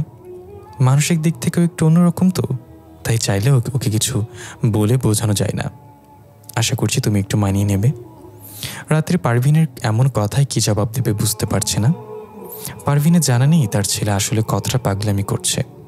আদিলকে নিয়ে এর আগে তেমন সমস্যা ছিল না, কিন্তু যেদিন থেকে সে বলল আমাকে বিয়ে করবেন, সেদিন থেকে সমস্যাটা কয়েক গুণ বেড়ে গেছে। রাত্রি ইতস্তত করে বলল, না আসলে তেমন কোনো ব্যাপার না, আমি বুঝি আপনাদের ব্যাপারটা। উনি তো এরকম সুস্থ মস্তিষ্কের করছেন না, উনি তো সমস্যাগ্রস্ত। আমার তেমন কোনো অসুবিধা হয় না। পারভিনের চোখে জল চিকচিক করে উঠল। বললেন, আমাদের যে কি কষ্ট সেটা আসলে মানুষকে বোঝাতে পারি না। ওর বাবা মারা গেছে, ওকে বিদেশে পাঠিয়েছিলাম লেখাপড়া করতে। পোস্ট গ্র্যাজুয়েট শেষ করে ফিরলেও আর ফেরার দিনে কোত্থেকে যেন কি হয়ে গেল। ওখানে অনেক স্বপ্ন ছিল, স্বপ্নগুলো পূরণ হলো না। পারভিন অন্য দিয়ে মুখ চেপে ধরলেন। পারভিনের কথা শুনে রাত্রিরও খুব খারাপ লাগছে। তার মনে হলো পৃথিবীর কষ্টের বিভিন্ন ধরন আছে, তারা আর্থিক কষ্টে আছে, কিন্তু পারভিনের আর্থিক সচ্ছলতা থাকা সত্ত্বেও তার জীবনেও আছে বড় একটা দুঃখ। রাত্রি সান্ত্বনা দিতে গিয়ে বলল, ভেঙে পড়বেন না আন্টি, ইনশাল্লাহ আপনার ছেলে ভালো হয়ে যাবে। উনি তো অনেকটাই সুস্থ হয়ে গেছেন, ইনশাল্লাহ পুরোপুরি সুস্থ হয়ে যাবেন। দোয়া করো যে সময়গুলো জীবন থেকে হারিয়েছে সেগুলো যেন পুষিয়ে নিতে পারে। অবশ্যই দোয়া করি। আচ্ছা যাও, তোমার সময় নষ্ট করলাম। এটা কি বলছেন? আপনার সাথে কথা বললে আমার সময় নষ্ট হবে? পারভিন হাসলেন। রাত্রিও প্রত্যুত্তরে হাসল। রাস্তায় বেরিয়ে মনটা খারাপ হয়ে গেল রাত্রির। মানুষের জীবনে নানা পরিমাপের নানা প্রকারের কষ্ট। আদিল কি সত্যি ভালো হবে? যখন সে ভালো হয়ে যাবে তখন কি রাত্রির সামনে পড়তে লজ্জাবোধ করবে না, নাকি এসব সে ভুলে যাবে? ভুলে গেলেই ভালো হয়। এই যে মিস, পেছন থেকে শব্দটা এলো। রাত্রি পেছনে ফিরে দেখতে পেলে একজন বাইকে বসা যুবক তার দিকে তাকিয়ে আছে। বুঝতে পারলো এই যুবকই তাকে ডেকেছে। রাত্রি চমকে উঠল। এটা তো সেই ছেলেটা যে কিনা গতকাল তার সামনে একটা মানুষকে অন্যায়ভাবে মেরেছে। রাত্রির হঠাৎ ভয় ভয় করতে শুরু করলো। গতকালকের ঘটনা থেকে সে একটু এইটুকু নিশ্চিত হয়েছে যে এই ছেলে নির্ঘাত কোনো সন্ত্রাসী হবে। সন্ত্রাসীদের খুব ভয় পায় সে। সন্ত্রাসীরা তো ভয়ঙ্করই হয়, কিন্তু এই সন্ত্রাসী তাকে কেন ডাকলো? হুমকি দিতে এসেছে? সে গতকালকের ঘটনাটা দেখেছিল বলে কি মুখ বন্ধ রাখতে হবে হুমকি দিতে এসেছে? রাত্রির বুকের ভেতরটা ঠকঠক করতে লাগলো ভয়। ছেলেটা ততক্ষণে বাইক থেকে নেমে রাত্রির সামনে এসে দাঁড়িয়েছে। চোখের রোদ চশমা খুলে কিঞ্চিত অবাক কণ্ঠে শুধালো, আপনি কি কোনো কারণে ভয় পাচ্ছেন? রাত্রি টের পাচ্ছে তার হাত পা অস্বাভাবিক রকম ঠান্ডা হয়ে গেছে, কিন্তু সে ঘামছে। মনে মনে চাইছে এখান থেকে ছুটে পালিয়ে যেতে, কিন্তু সেটা সে পারবে না, কারণ সন্ত্রাসী তার উপর অসন্তোষ হতে পারে, আর সন্ত্রাসীরা কারোর প্রতি অসন্তোষ হলে সেই ব্যক্তির জীবন পর্যন্ত ধ্বংস করে দিতে পারে। রাত্রি স্বাভাবিক থাকার চেষ্টা করে বলল, না না তো, ভয় কেন পাবো? আপনাকে দেখে মনে হচ্ছে আপনি ভয় পাচ্ছেন। রাত্রি হাসার ব্যর্থ চেষ্টা করে বলল, না, আমি ঠিক আছি। গতকাল কি ভয় পেয়েছিলেন? গতকালকে আমার ভয় পাওয়ার কথা ছিল কোনো কারণে? রাত্রি বিষয়টা ভুলে যাওয়ার ভান করল, যদিও তাতে খুব একটা লাভ হলো না। ছেলেটা উষ্ঠ বাঁকিয়ে হেসে বলল, গতকাল তো ভয় পাওয়ার কারণ ছিলই বটে, কিন্তু এখন ভয় পাওয়ার কারণটা ঠিক বুঝতে পারছি না। ছেলেটা সুন্দর করে কথা বলছে। সন্ত্রাসীরা কি এভাবে সুন্দর করে কথাও বলে? দেখেও ভদ্র ধরনেরই মনে হচ্ছে, হয়তো ভদ্র বেশি সন্ত্রাসী। রাত্রি নিজের অভিনয়টা বেশিক্ষণ চালিয়ে যেতে পারল না। বলল, দেখুন, আমি এ ব্যাপারে কাউকে কিছু বলবো না। কোন ব্যাপারে? কাল যে আপনি ওই ছেলেটাকে মেরেছেন সে ব্যাপারে। ছেলেটি এবার মৃদু হেসে বলল, আপনার ইচ্ছে হলে এটা আপনি মানুষজনকে বলতে পারেন। রাত্রি অবাক হয়ে গেল। ছেলেটা কি তাকে হুমকি দিতে আসেনি? তাহলে কেন এসেছে? আমার নাম জানেন? সহসা প্রশ্ন করল ছেলেটা। রাত্রির মাথায় এবার আকাশ ভেঙে পড়ল। এই ছেলে কি ফেমাস কেউ? সন্ত্রাসীরা অবশ্য ফেমাসই হয়, অনেক মানুষজনই চেনে তাদেরকে, কিন্তু রাত্রি এবার কি করবে? সে তো এই ফেমাস সন্ত্রাসীর নাম জানে না।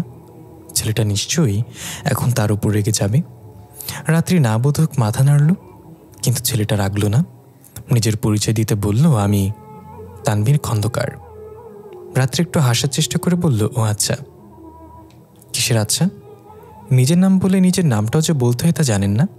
আমার নাম রাত্রি। শুধু রাত্রি? রাত্রির আশেপাশে আর কিছু নেই? জি না। এত ছোট নাম? তানবিন এমনভাবে বলল যেন রাত্রির আশেপাশে আর কিছু না থাকা বিরাট বিস্ময়ের ঘটনা। অবাধে তার বিস্ময় চেহারাটা হাসি ফুটল। এক পা নিকটস্থ হয়ে দাঁড়ালো সে। চোখে চোখ রেখে শান্ত স্বরে বলল, প্রহর শেষের আলোয় রাঙা সেদিন চৈত্র মাস, তোমার চোখে দেখেছিলাম আমার সর্বনাশ। রাত্রি চোখ শান্ত তারায় হঠাৎ বিস্ময়ে ঘটনাটা ঘটল। হতবিহ্বল হয়ে চেয়ে রইল তানবিনের দিকে। তানবিন দৃষ্টি থেকে দৃষ্টি সরালো। চোখে রোদ চশমা পরে এগিয়ে গেল নিজের বাইকের দিকে। বাইক স্টার্ট করে হঠাৎ মনে পড়া গলায় বলল, আর হ্যাঁ, আমি ভয়ঙ্কর কেউ নই, আমাকে ভয় পাওয়ার দরকার নেই। সেদিন ছিল অস্ট্রেলিয়া থেকে আদিলের ফেরার দিন, এবং সে এবং তারও এক বন্ধু সঙ্গে বাংলাদেশে ফিরছিল। তাদের রিসিভ করতে এসেছিল আরও দুই বন্ধু। সেদিন সবাই ভীষণ খুশি ছিল, কারোর মনে দুশ্চিন্তা ছিল না। সেদিন একে অন্যকে জড়িয়ে ধরা হয়েছিল। খুব গাঢ় বন্ধুত্ব ছিল সবার মাঝে। কত না বলা কথা জমা ছিল, কত আড্ডা দেওয়া বাকি ছিল, কিন্তু শেষমেশ আর কেউই কারোর সঙ্গে আড্ডা দিতে পারল না।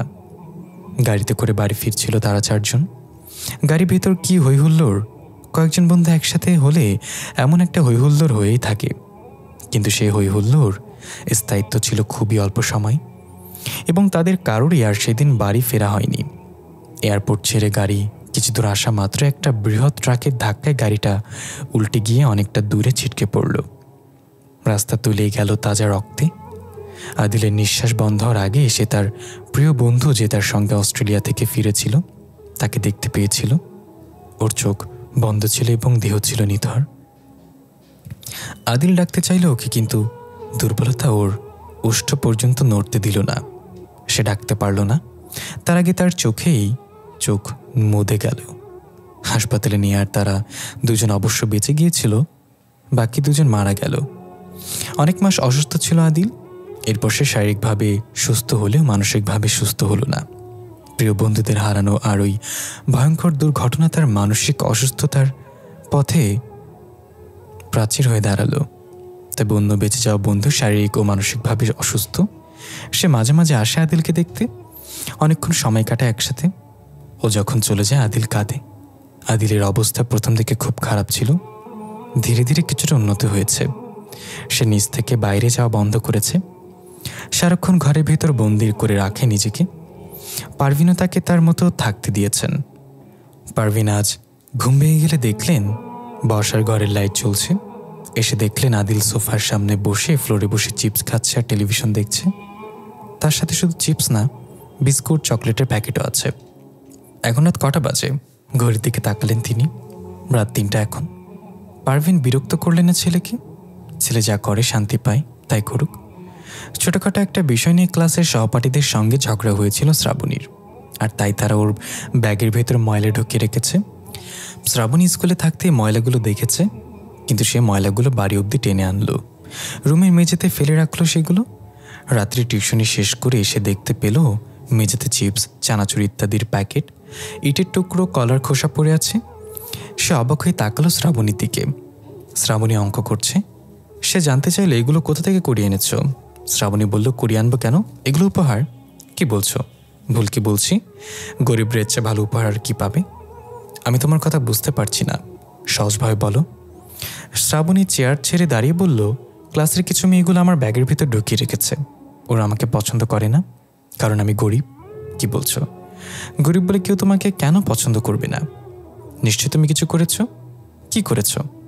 তুমি ভাবো সব ক্ষেত্রে আমার দোষ? হ্যাঁ, ওদের সাথে আমার হালকা ঝগড়া হয়েছিল, কিন্তু ওরা আমাকে সত্যি পছন্দ করে না। ওরা আমাকে নিয়ে মজা করে, আমি ওদের হাসির পাত্র। রাত্রে কিছু সময় নিশ্চুপ থেকে বলল, যদি তোমার দারিদ্রতার জন্য তুমি ওদের কাছে হাসির পাত্র হও, তবে জেনে রাখো ওরা মনের দিক থেকে তোমার থেকেও বেশি দরিদ্র। শ্রাবণী বলে উঠল, এসব বলে তুমি আমাকে মানাতে পারবে না। শ্রাবণী হনহনিয়ে রুম থেকে বেরিয়ে গেল। তারপর ঘর থেকে একদম বাইরে উঠান পেরিয়ে গেটের দিকে যাওয়ার সময় হঠাৎ ধাক্কা লাগলো কারোর সঙ্গে।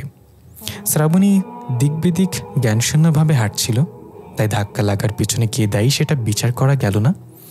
তবু শ্রাবণী লোকটার গায়ে দোষ চাপাতে একবারও ভাবল না। শানিত কণ্ঠে বলে উঠল, চোখে দেখেন না মশাই? বলে অবশ্য সে থেমে থাকলো না, এগিয়ে গেল গেটের দিকে। গেট খুলতে গিয়েও আবার থামল। তাকে দেখলো লোকটা বাড়ির ভেতর ঢুকছে, তার কাছে একটা বড় ব্যাগ। শ্রাবণী হতাশার নিঃশ্বাস ফেলে বিড়বিড় করল, আরও একজন গরিব এসে জুটল। এই বাড়িটা যেন গরিবদের জন্যই নির্মিত। অবশ্য ভালো কোনো মানুষ এমন বাড়িতে থাকতে আসবেই বা কেন? এমন ভাঙাচোরা বাড়িতে সবাইকে মানায় না। গেট বাইরে থেকে বেরিয়ে আয়নকে দেখা হলো। সে জানতে চাইল, কোথায় যাচ্ছিস? সুমি আপুর কাছে। এখানে মাত্র একটা বাড়িই আছে যেখানে শ্রাবণীর যাতায়াত। সুমি আপুরা তাদের চেয়ে অনেক সুচ্ছল, তবে তার এবং পরিবারের তার মাঝে কোনো অহংকার নেই। শ্রাবণীর ভালো লাগে সুমিকে। আজও আকাশ মেঘলা, বৃষ্টি হতে পারে, কিন্তু রাত্রির কাছে কোনো ছাতা নেই। বৃষ্টি নেমে পড়লেই বিপদ। রাত্রি স্বাভাবিকের চেয়ে একটু জোরেই পা চালাচ্ছিল। একটা বাইক এসে থামলো তার সামনে। সেই সন্ত্রাসী আজ আবার কী কারণে এসেছে এখানে? উঠুন। রাতে তার কথাতে খুব অবাক হলো। উঠুন মানে? রাত্রিকে হতভম্ব হয়ে তাকিয়ে থাকতে দেখে তানবিন বলল, বাইকে উঠতে বলছি, বৃষ্টি নামবে। বৃষ্টির আগে আপনাকে পৌঁছে দিই। রাত্রি ফ্যালফ্যাল করে তাকিয়ে রইল। ছেলেটা একজন সন্ত্রাসী, অথচ আচরণ এমন যেন সে সমাজকর্মী। সমাজের মানুষের উপকার করাই যেন তার জীবনের রব্র বত্র। রাত্রি বলল, তার প্রয়োজন নেই, আমি চলে যাব। খুব বেশি দূরে না। আমি জানি কত দূর, কিন্তু আপনি জানেন না। আমাকে আর আমার বাইকে অবশ্যই উঠতেই হবে। তানবিনের শেষের কথায় রাত্রি বুঝতে পারল তার মাঝে সন্ত্রাসী সত্তাটা ফিরে এসেছে। সে বলল, না, আসলে আশা করছি বৃষ্টির আগে সেখানে পৌঁছাতে পারবো। আপনি চান আমি রেগে যাই? একজন সন্ত্রাসী রেগে যাক এটা হয়তো কেউই চায় না, রাত্রিও চায় না। সে না বোধক মাথা নাড়ল। তাহলে উঠুন। তানবিন বলল। রাত্রি বুঝতে পারছে না সে কি করবে। এরকমভাবে একজনের বাইকে কিছুতেই উঠে পড়া ঠিক না। রাত্রি দাঁড়িয়ে আছে দেখে তানবিন বলল, আপনি বোধহয় সেদিনের কথা ভুলে গেছেন। কোন দিন? রাত্রি হঠাৎ ভয় করছে। সে বুঝতে পারছে তানবিন কোন দিনের কথা বলছে। তানবিন হেসে বলল, মনে হচ্ছে আপনি ওরকমভাবে আর কাউকে কোনোদিন মার খেতে দেখেননি। রাত্রি কিছু বলল না। হৃৎপিণ্ড টিপ টিপ শব্দ করছে। তানবিন বলল, আবার যদি কখনো দেখতে চান তাহলে বলবেন, আমি দেখানোর ব্যবস্থা করব। দেখতে চান? না। রাত্রি ভয় পাচ্ছে দেখে তানবিনের হাসি পাচ্ছে, কিন্তু সে হাসছে না। বলল, তাহলে কি সিদ্ধান্ত নিলেন, যাবেন আমার সঙ্গে নাকি যাবেন না? আসলে ভাইয়া, আমি খুব কম বাইকে চড়েছি, বলা যায় চড়িনি। আমার বাইকে যাতায়াত করার কোনো অভ্যাস নেই। অভ্যাস গড়ে তুলুন, কারণ এখন থেকে আপনাকে বাইকে যাতায়াত করতে হবে। রাত্রি প্রশ্ন চোখে তাকালো, কিন্তু তার প্রশ্ন চোখকে গ্রাহ্য করল না তানবিন। বলল, উঠুন, এবারই শেষবার বলছি, আর বলবো না, টেনে তুলব। রাত্রি আশেপাশে তাকালো। কিছু মানুষ রয়েছে আশেপাশে। এদের সামনে যদি একজন সন্ত্রাসী তাকে টেনে তোলে বাইকে, সেটা খুব জঘন্য ব্যাপার হবে। রাত্রি বাইকে বসলো, তবে যতটা দূরত্ব রেখে বসা যায়। আসার পথে সে এবারও স্পর্শ করল না তানবিনকে। রাত্রির বলা হলো না, তার আগে তানবিনই বাইক থামিয়ে ফেলল। আশ্চর্য, তানবিন জানে কি করে যে সে এই বাড়িতে পড়াতে আসে? জানতে চাইল না রাত্রি। দ্রুত বাইক থেকে নেমে গেল। গেটের দিকে এগিয়ে গেলে তানবিন বলল, ধন্যবাদ কি দেবেন না? রাত্রি দাঁড়িয়ে গেল। খুব খারাপ কিছু বলতে ইচ্ছে করছে তার। ছেলেটা রীতিমতো জোর করে নিজের বাইকে নিয়ে এসছে তাকে, আর এখন আবার ধন্যবাদের কথা বলছে। রাত্রি পেছন ফিরে শুকনো মুখে বলল, ধন্যবাদ বলে গেটের দিকে এগোলো। আবার হঠাৎ আবার থামল। তানবিন কি হলে চাবি ঢোকাতে যাচ্ছিল, কিন্তু রাত্রির প্রশ্ন থামালেও তাকে। আপনি আসলে সন্ত্রাসী তো? তানবিন রাত্রির দিকে তাকালো। হাসি পাচ্ছে, কিন্তু হাসি চেপে রাখলো। বলল, কেন? সন্ত্রাসী হলে পুলিশে ধরিয়ে দেবেন? না না, আসলে এমনিতে জানতে চাইলাম। রাত্রি ভাবলো হয়তোবা তার তানবিনের সন্ত্রাসী হওয়া নিয়ে সন্দেহ প্রকাশ করা উচিত হয়নি। তানবিন বলল, যদি তেমন ব্যাপার না হয় তাহলে জানতে চাইবেন না? হতেও পারি সন্ত্রাসী, আবার নাও হতে পারি, তবে ভয়ঙ্কর নই। বলে সে বাইক স্টার্ট করে চলে গেল। রাত্রি বুঝতে পারল তানবিন আসলেই সন্ত্রাসী, না হলে এত ঘুরিয়ে পিছিয়ে কথা বলবে কেন? যে ভালো সে নিজেকে ভালো বলবে না কেন? আসলে তো সে ভালো না। রাত্রি গেট দিয়ে ভেতরে ঢুকলো। আদিল প্রচণ্ড রেগে গেছে। সে বারান্দায় দাঁড়িয়ে রাস্তার একটা বিড়ালকে উপর থেকে খাবার দিচ্ছিল। রাত্রিকে একটা ছেলে বাইকে করে আসতে এবং ছেলেটার সঙ্গে কথা বলতে দেখে সে দেখেছে। তার মুখের আগে তীব্র প্রতিফলন লক্ষণীয়।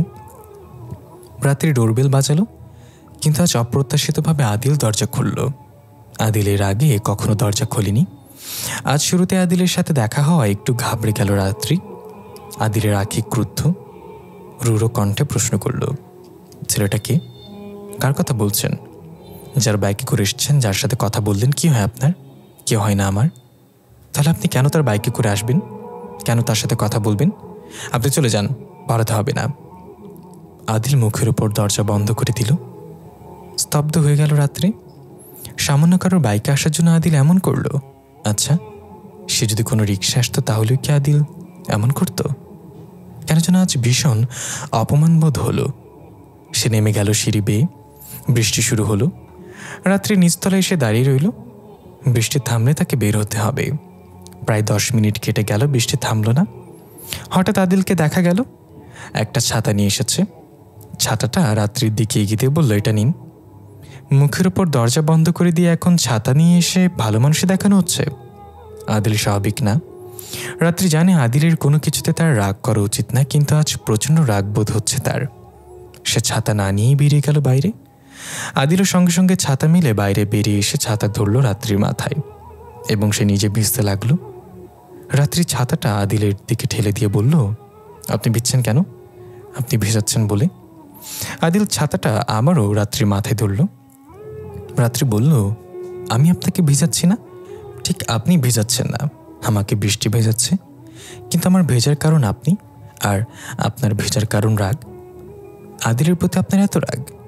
আমি কারোর উপর রাগান্বিত নই, কিন্তু আমি চাই আপনি রাগ করুন। আপনি রাখবেন, আপনি বকবেন, আপনি মারবেন। রাত্রি শুধু বিষয় নিয়ে চেয়ে আছে।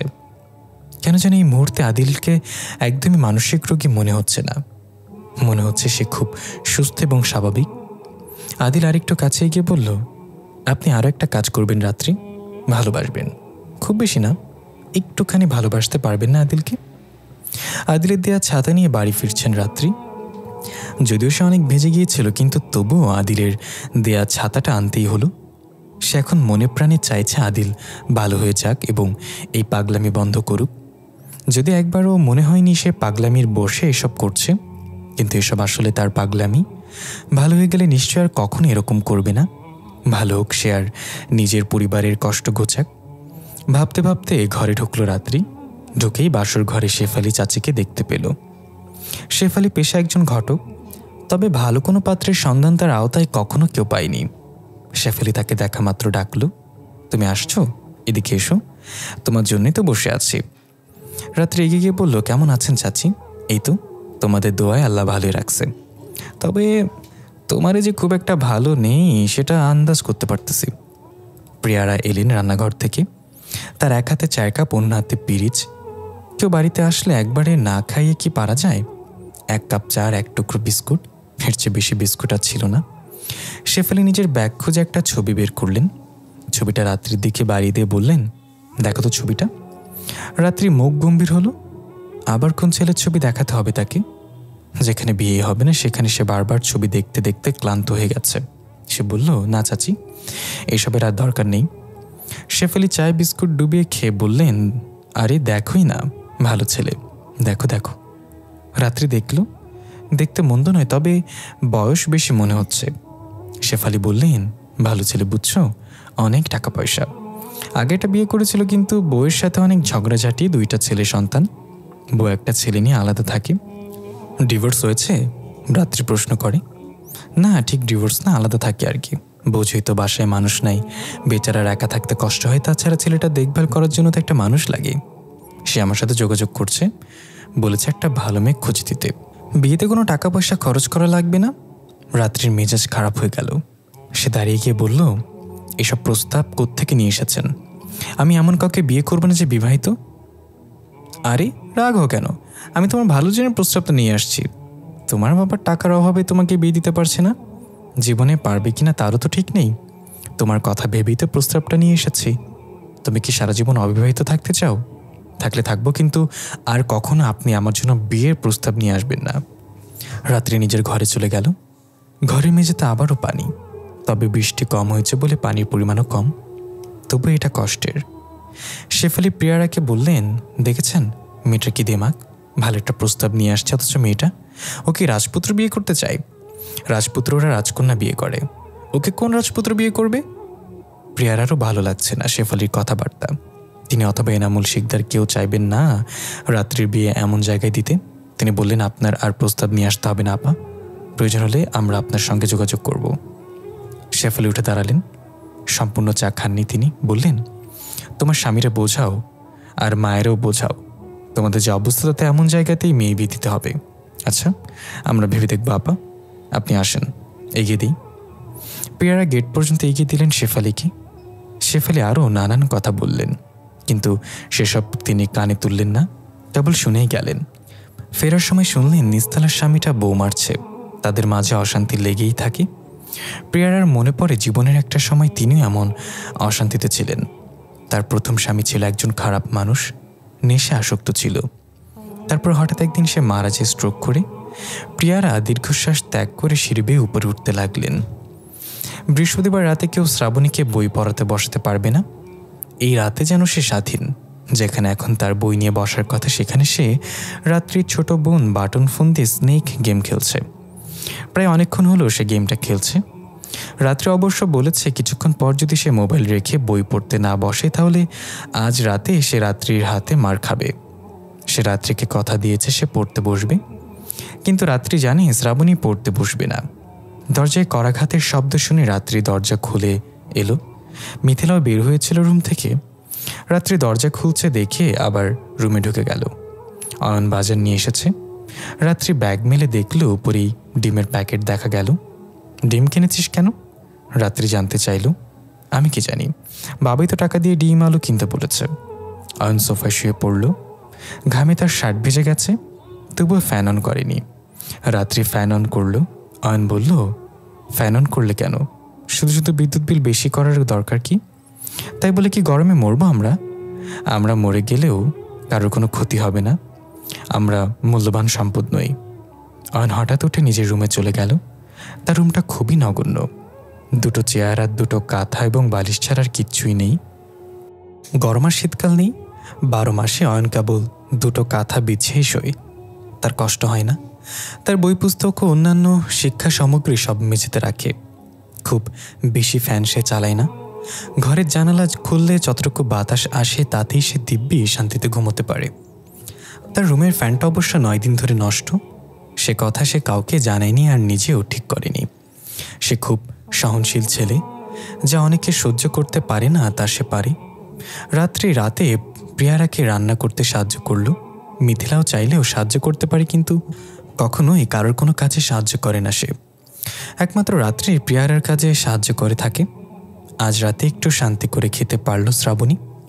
কতদিন পর যে ডিম আলু দিয়ে ভাত খেলো, সাথে একটু মসুর ডাল হলে অবশ্য ভালো হতো, কিন্তু ঘরে মসুর ডাল নেই। রাত্রে খেতে বসলো প্রিয়ারার সঙ্গে। তখন সকলের খাওয়া শেষে প্রিয়ারা একটা ডিম রাত্রির প্লেটে তুলে দিলেন আর নিজের প্লেটে রাখলেন শুধু আলু। এটা দেখে রাত্রি একটু অবাক হলো। অয়ন ডিম 6টাই এনেছিল। রাত্রি জানতে চাইল, অয়ন তো 6টা ডিমই এনেছিল, তাহলে আপনি? সকালের জন্য রেখে দিয়েছে একটা। শ্রাবণী তো সকালে খেতে চায় না, ওকে ডিমটা ভাজি করে দেব। রাত্রির হঠাৎ প্রিয়ারার মাঝে মায়ের রূপ দেখতে পেল। এই মানুষটা নিঃস্বার্থভাবে এই সংসারে এসেছিল। এই মানুষটা আজ এখানে না থাকলে হয়তো অনেক কিছুই অগোছালো থাকতো। সে যেন মাথার উপর ছায়া হয়ে এসেছে, যে ছায়া তাদের প্রখর রোদ থেকে আড়াল করে রেখেছে। রাত্রির চোখে পানি আসে। সে ডিমের অর্ধেকটা ভেঙে প্রিয়ারাকে দিল। প্রিয়ারা বলে উঠলেন, আরে আরে কি করছো? আমি কি বাচ্চা নাকি? আমরা কেউই তো বাচ্চা নই। তাই বলে কি আমাদের ডিম খাওয়ার নিষেধাজ্ঞা আছে? খান। প্রিয়ারার চোখ ভিজে যায়। আজকাল ছোট ছোট অনুভূতিও তাকে খুব আবেগ তড়িত করে তোলে। মাঝে মাঝে তার মনে হয় এই পরিবারের সবাই তাকে খুব ভালোবাসে, আবার মাঝে মাঝে মনে হয় বাসে না। যখন যে উপলব্ধি করেন তখন সেভাবে আনন্দ পান, আবার দুঃখ পান। এই মুহূর্তে তিনি আনন্দিত। তার চোখে আনন্দ জল। তিনি শাড়ির আঁচলে চোখ মুছছেন গোপনে। আজ মালিয়াকে পড়াতে যেতে হবে না, কারণ তারা সপরিবারে কোন এক আত্মীয়র বাড়িতে বেড়াতে যাবে। পারভিন কল করে জানিয়েছিলেন। রাত্রি ভাবছে আজ লতারানী নামের মহিলার বাসায় গিয়ে একবার কথা বলে আসবে। মহিলা বলেছিলেন তার 8ম শ্রেণীতে পড়ো একটা ছেলে আছে। ছেলের জন্য ইংরেজি টিচার খুঁজছে সে। ওখানে একবার গিয়ে দেখা উচিত। রাত্রি তৈরি হয়ে বেরিয়ে পড়ল। কাল বৃষ্টি হলেও আজ রোদের তেজ প্রখর। বাড়ি থেকে বেরিয়ে কিছু দূর হাঁটতেই শরীর ভিজে গেল ঘামে। ছাতা নিয়ে বের হওয়া উচিত ছিল। ছাতার কথা মনে উঠতেই আদিলের কথা মনে পড়ে গেল তার, কিন্তু সে আদিলকে নিয়ে ভাবতে চাইল না। লতা রানীর বাসা থেকে রাত্রির বাসা বেশ একটা দূরে না, হেঁটে যেতে 10 মিনিট। কিন্তু এসে রাত্রিকে নিরাশ হতে হলো। লতা রানী ইতোমধ্যে অন্য একজনকে ছেলের শিক্ষক হিসেবে নিয়োগ দিয়ে ফেলেছেন। রাত্রির মন খারাপ হয়। যদি অন্য কাউকে নিয়োগ দেবে তাহলে তাকে কেন বলেছিল? রাত্রি হালকা কথাবার্তা শেষ করে এসে পড়ল বাড়ি থেকে। কেন যেন অসহায় বোধ হচ্ছে। টিউশনিটা পেলে ভালো হতো। সামনে একটা গাছ, গাছের নিচে একটা বেঞ্চ। রাত্রি কখনো বসে না। আজ কি মনে হতেই সে ওই ছায়ানিবিড় বেঞ্চটিতে বসল। খারাপ লাগছে না। এই জায়গাটায় বাতাসের চলাচল ভালোই, আশেপাশে নিরিবিলি বলে আরও ভালো লাগছে। রাত্রি চোখ বন্ধ করে দীর্ঘশ্বাস ফেলল। খুব কাছে শোনা গেল একটা কণ্ঠস্বর। রাত কেন দিনের বেলা এত ঘোরাঘুরি করে? রাত্রির সঙ্গে সঙ্গে চোখ মেলল। পাশে তাকিয়ে চমকালো ভীষণ রকম। ছেলেটা কখন তার পাশে বসেছে কখনই বেলো। ছেলেটা কি সাপ? নিঃশব্দে চলাচল করে। রাত্রির একটা বিষয় ভীষণ খটকা লাগছে। ছেলেটা কি করে জানলো সে এখানে? এটা কি কাকতালীয়ভাবে দেখা হওয়া, নাকি ছেলেটা তাকে ফলো করছে? লোক লাগিয়েছে নাকি পেছনে? রাত্রি আশেপাশে তাকালো, কিন্তু দ্বিতীয় কোনো লোক দেখতে পেল না। কি খুঁজছেন? তানবিন জানতে চাইল। রাত্রি তাকালো। মানুষটার মুখে চিরায়িত শান্ত ভদ্র স্বভাবটা অক্ষুণ্ণ। রাত্রি হঠাৎ খেয়াল করলো তানবিন তার খুব কাছে বসে আছে। এক হাতেরও কম দূরত্ব তাদের মাঝে। রাত্রি উঠে দূরে সরে গেল। প্রশ্নের উত্তর না দিয়ে বলল, জানেন কিভাবে আমি এখানে? না জানার কি আছে, গুপ্তচর লাগিয়েছে যে আপনার পেছনে। অত্যন্ত শান্ত তানবিনের গলা। রাত্রি ভয় পেল মনে মনে। যা ধারণা করেছিল তাই। সে বলল, আমার পেছনে গুপ্তচর লাগিয়েছেন কেন? আমি তো কোনো অন্যায় অপরাধ করিনি। আপনি কিভাবে জানেন অপরাধ করেছেন কি করেননি? রাত্রি মনে করার চেষ্টা করল।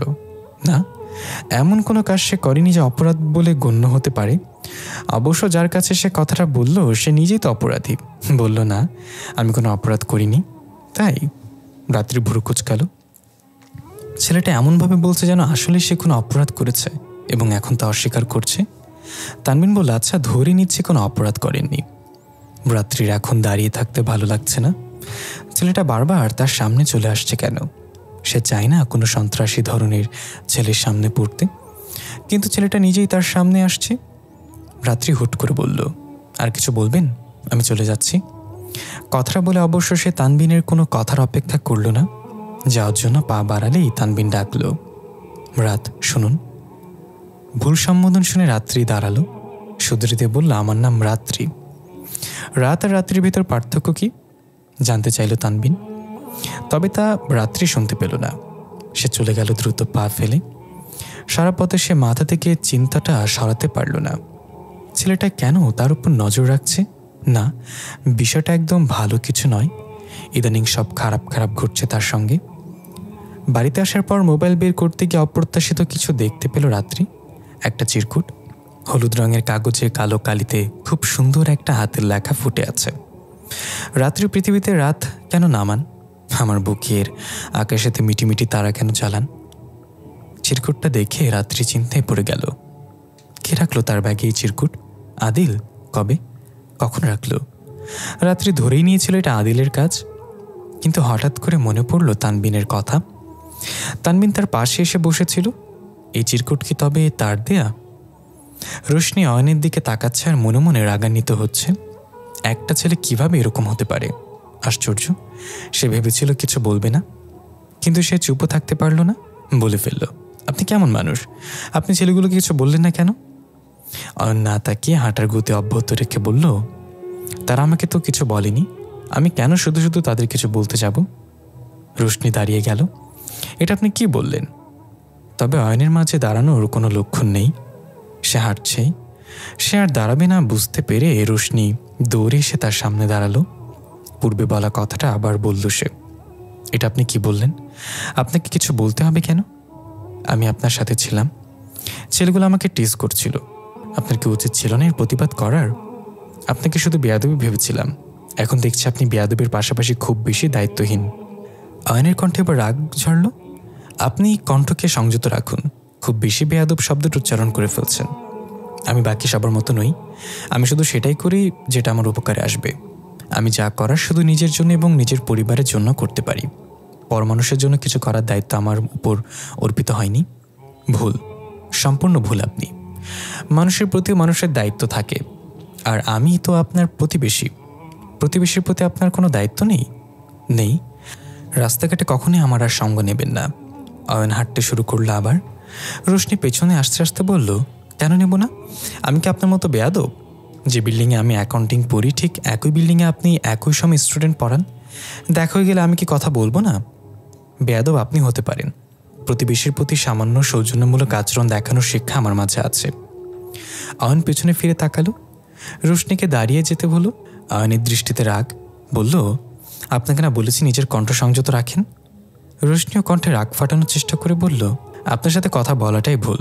আপনি পিছন পিছন আসবেন, আমি আগে আগে যাব, কখন আর একসঙ্গে হাঁটবেন না।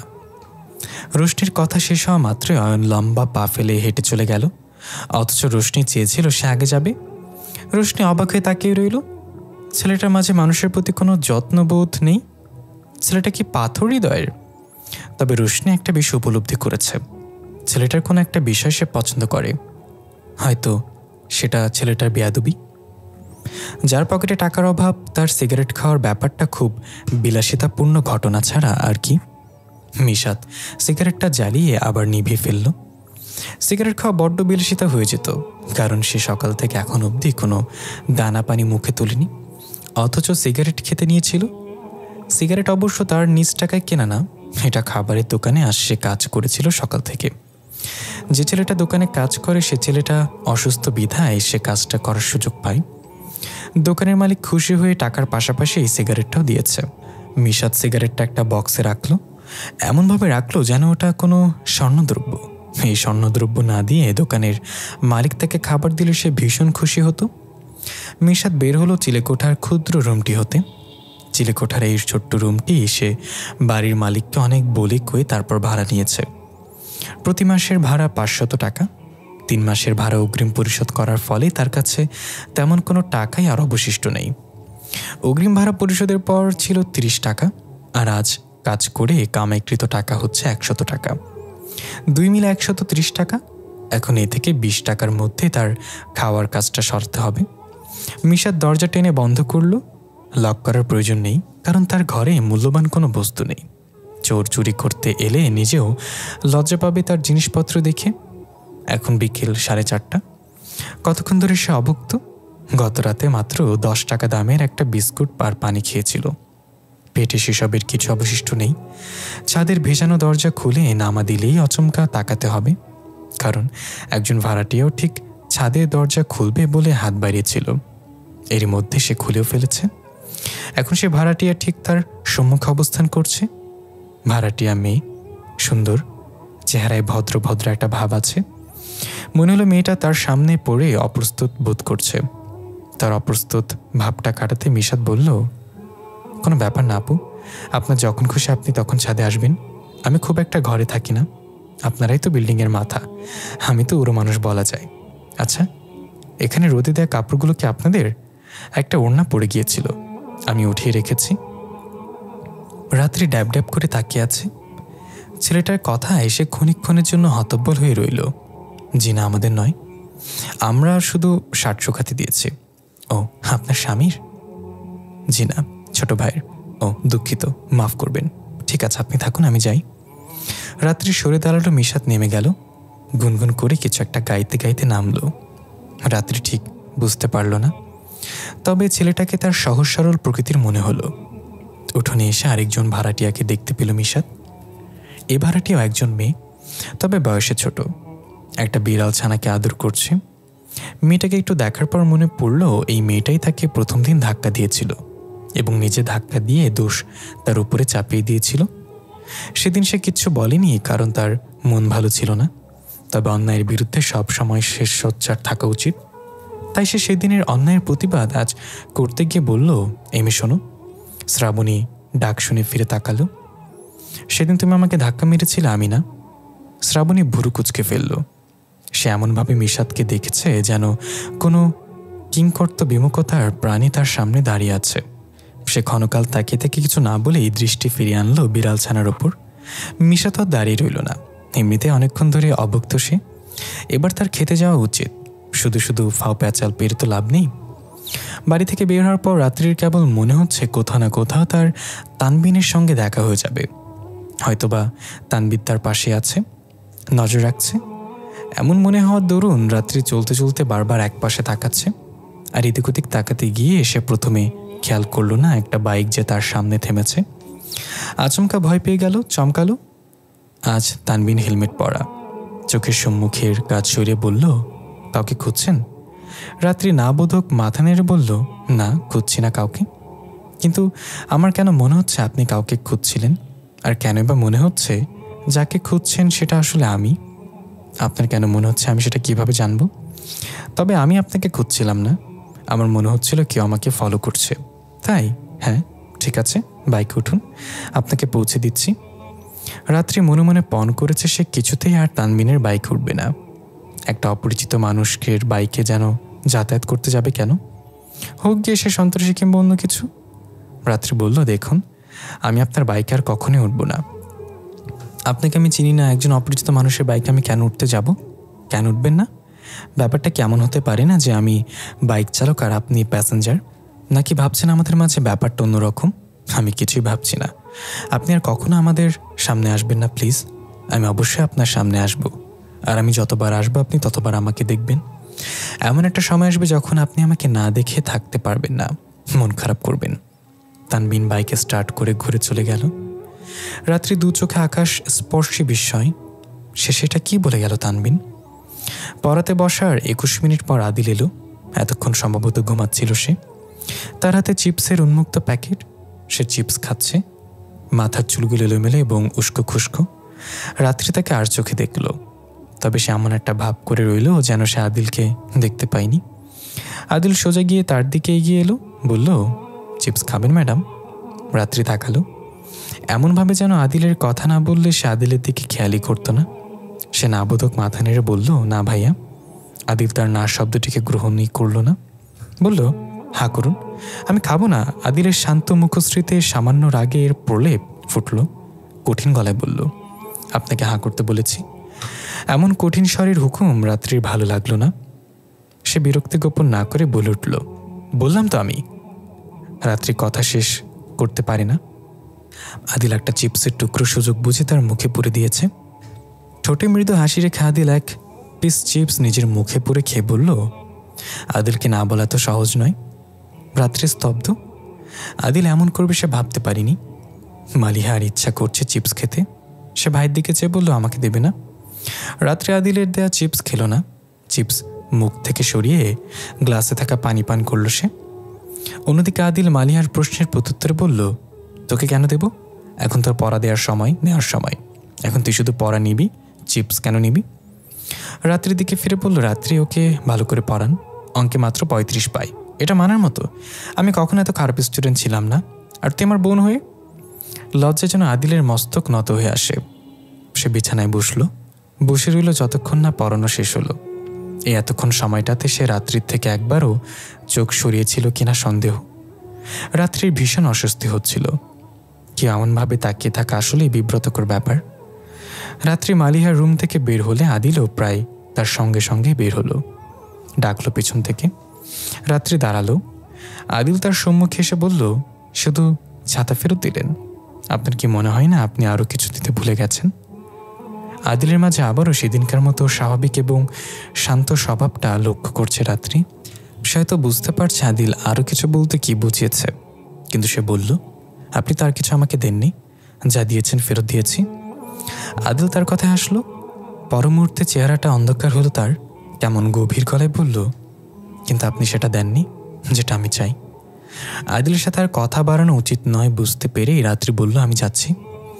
রাত্রি চলে আসতে আসতে ফের আদিলের কণ্ঠস্বর শুনতে পেল। মিসিং হওয়া ওই 4টা অক্ষর আপনার কাছে আছে রাত্রি। ওই 4টা অক্ষর আমারগুলো আমাকে ফেরত দিন। আদিলের কথাগুলো বড্ড অসহ্যনীয় ঠেকে রাত্রির কাছে। ভবিষ্যতে আদিল ঠিকই সুস্থ হয়ে যাবে, তখন সেই ঘটনাগুলো দিব্যি ভুলে যাবে। অথচ অযথাই সেই বর্তমান সময়টাকে বিদঘটে করে তুলছে। শ্রাবণীর একটিমাত্র ভালো জামা, এটা ছাড়া আর কোনো জামা নেই যেটা পরে সে সহপাঠীর জন্মদিনের অনুষ্ঠানে যেতে পারে। কিন্তু এই একই জামা পরে সে প্রায় কয়েকবার অন্য সহপাঠীদের জন্মদিনের আয়োজনে অংশগ্রহণ করেছে। এবারও এটাই পরতে হবে দেখে তার মন খারাপ হচ্ছে। তার একই পোশাক বারবার পরে যাওয়ার ব্যাপারটা কিছু সহপাঠীরা ভালো চোখে দেখে না। শ্রাবণী জামাটা বের করে ফ্যাকাশে মুখে বসে রয় বিছানায়। রাত্রি বাসায় ফিরেছে।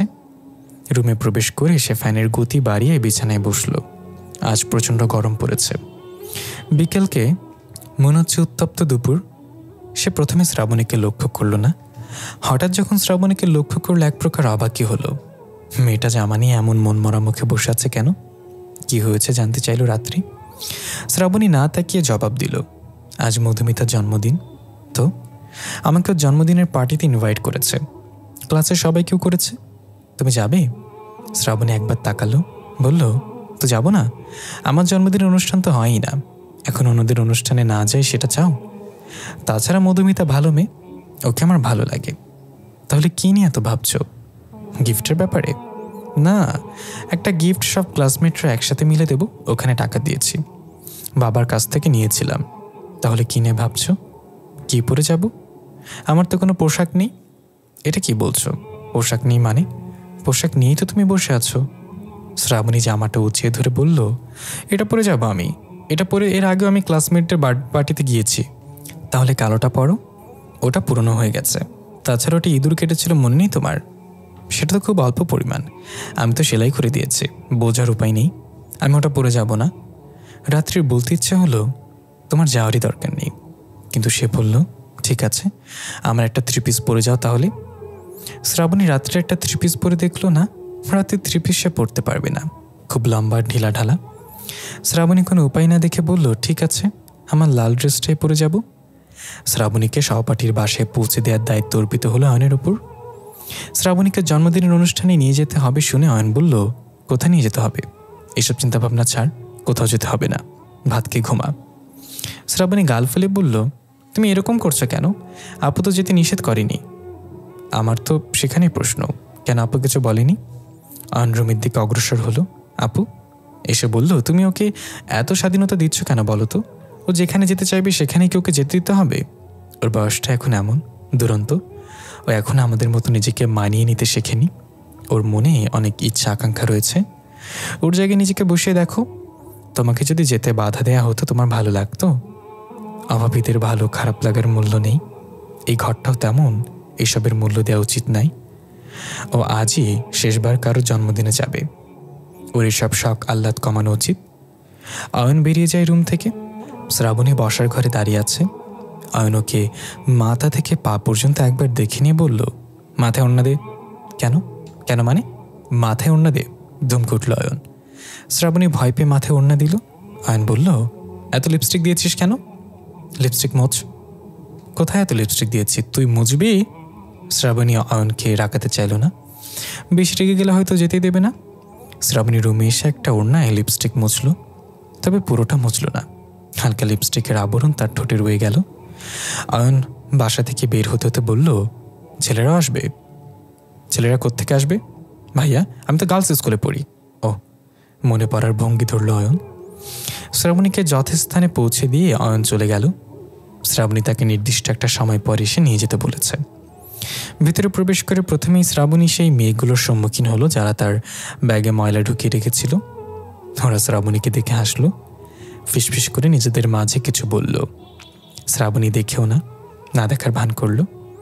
স্কুলে শ্রাবণীর ঘনিষ্ঠ কোনো বান্ধবী নেই, তবে কয়েকজন আছে যাদের সাথে সে মোটামুটি মিলেছে। তারা শ্রাবণীকে দেখা মাত্র ডাকল। শ্রাবণী তাদের সঙ্গে কথা বলল কিছুক্ষণ। এর মধ্যে মধুমিতার জন্মদিনের কেক এসে গেল। গান বাজছে, গান গাচ্ছে মধুমিতার মামা। তিনি ভালো গান করেন। শ্রাবণী মুগ্ধ হয়ে শুনছিল তার গান। রুমি নামের মেয়েটা কখন তার পাশে এসে দাঁড়িয়েছে শ্রাবণী লক্ষ্য করেনি। রুমি তার ব্যাগে ময়লা ঢুকিয়ে রাখা মেয়েগুলোর মধ্যে একজন।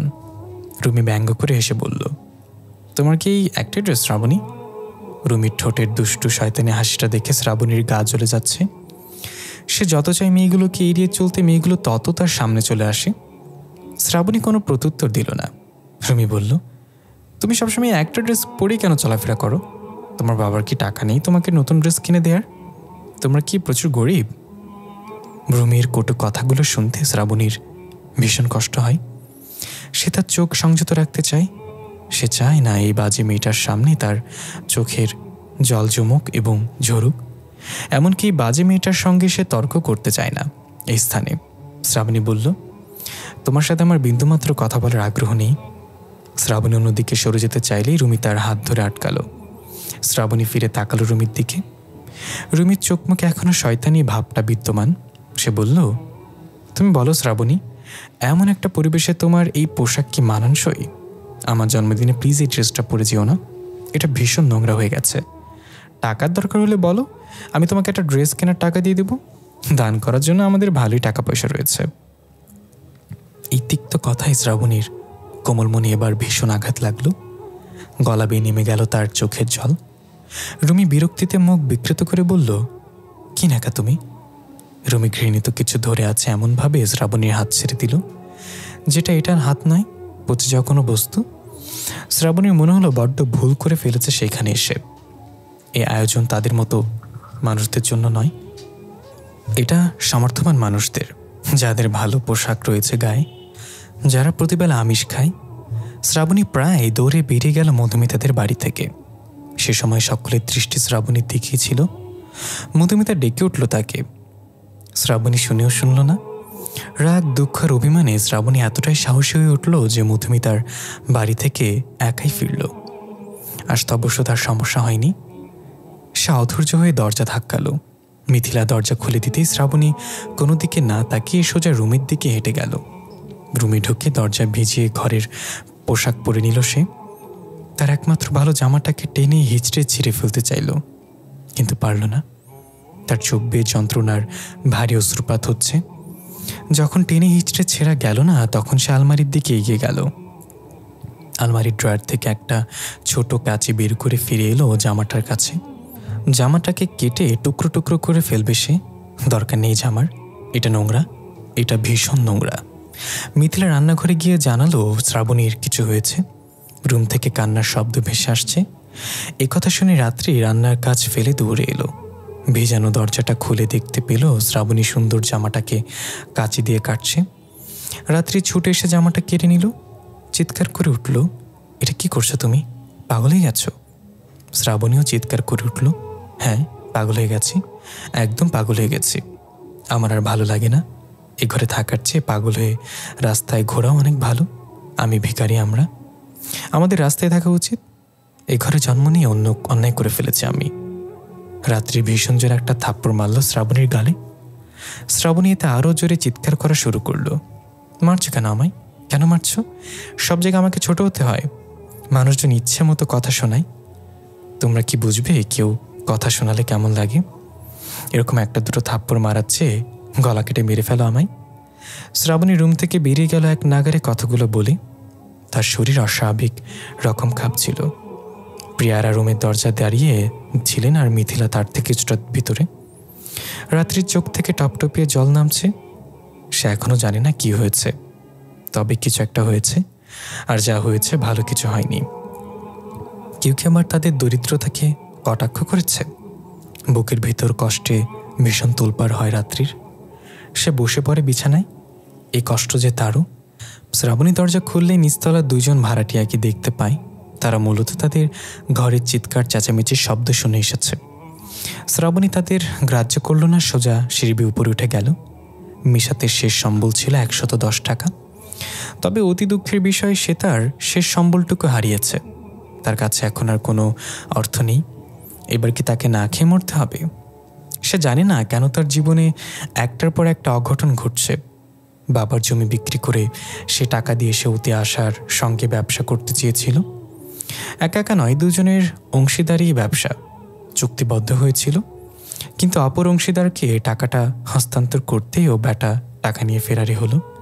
বাবা খুব অসুস্থ হয়ে পড়লেন। রাগান্বিত হলেন, বাড়ি থেকে বের করে দিলেন স্বীয় পুত্রকে।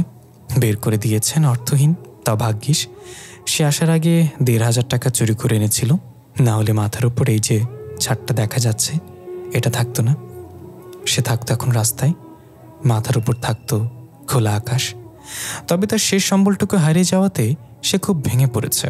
পকেট মারটার কি দরকার ছিল তার পকেট থেকে ওই 110 টাকার পূর্ণ মানিব্যাগটা ছিনতাই করা? সে এখন পুরো অসহায়। এই শহরে তার মতো এত অসহায় কেউ নেই বললেই মিশাতের বিশ্বাস।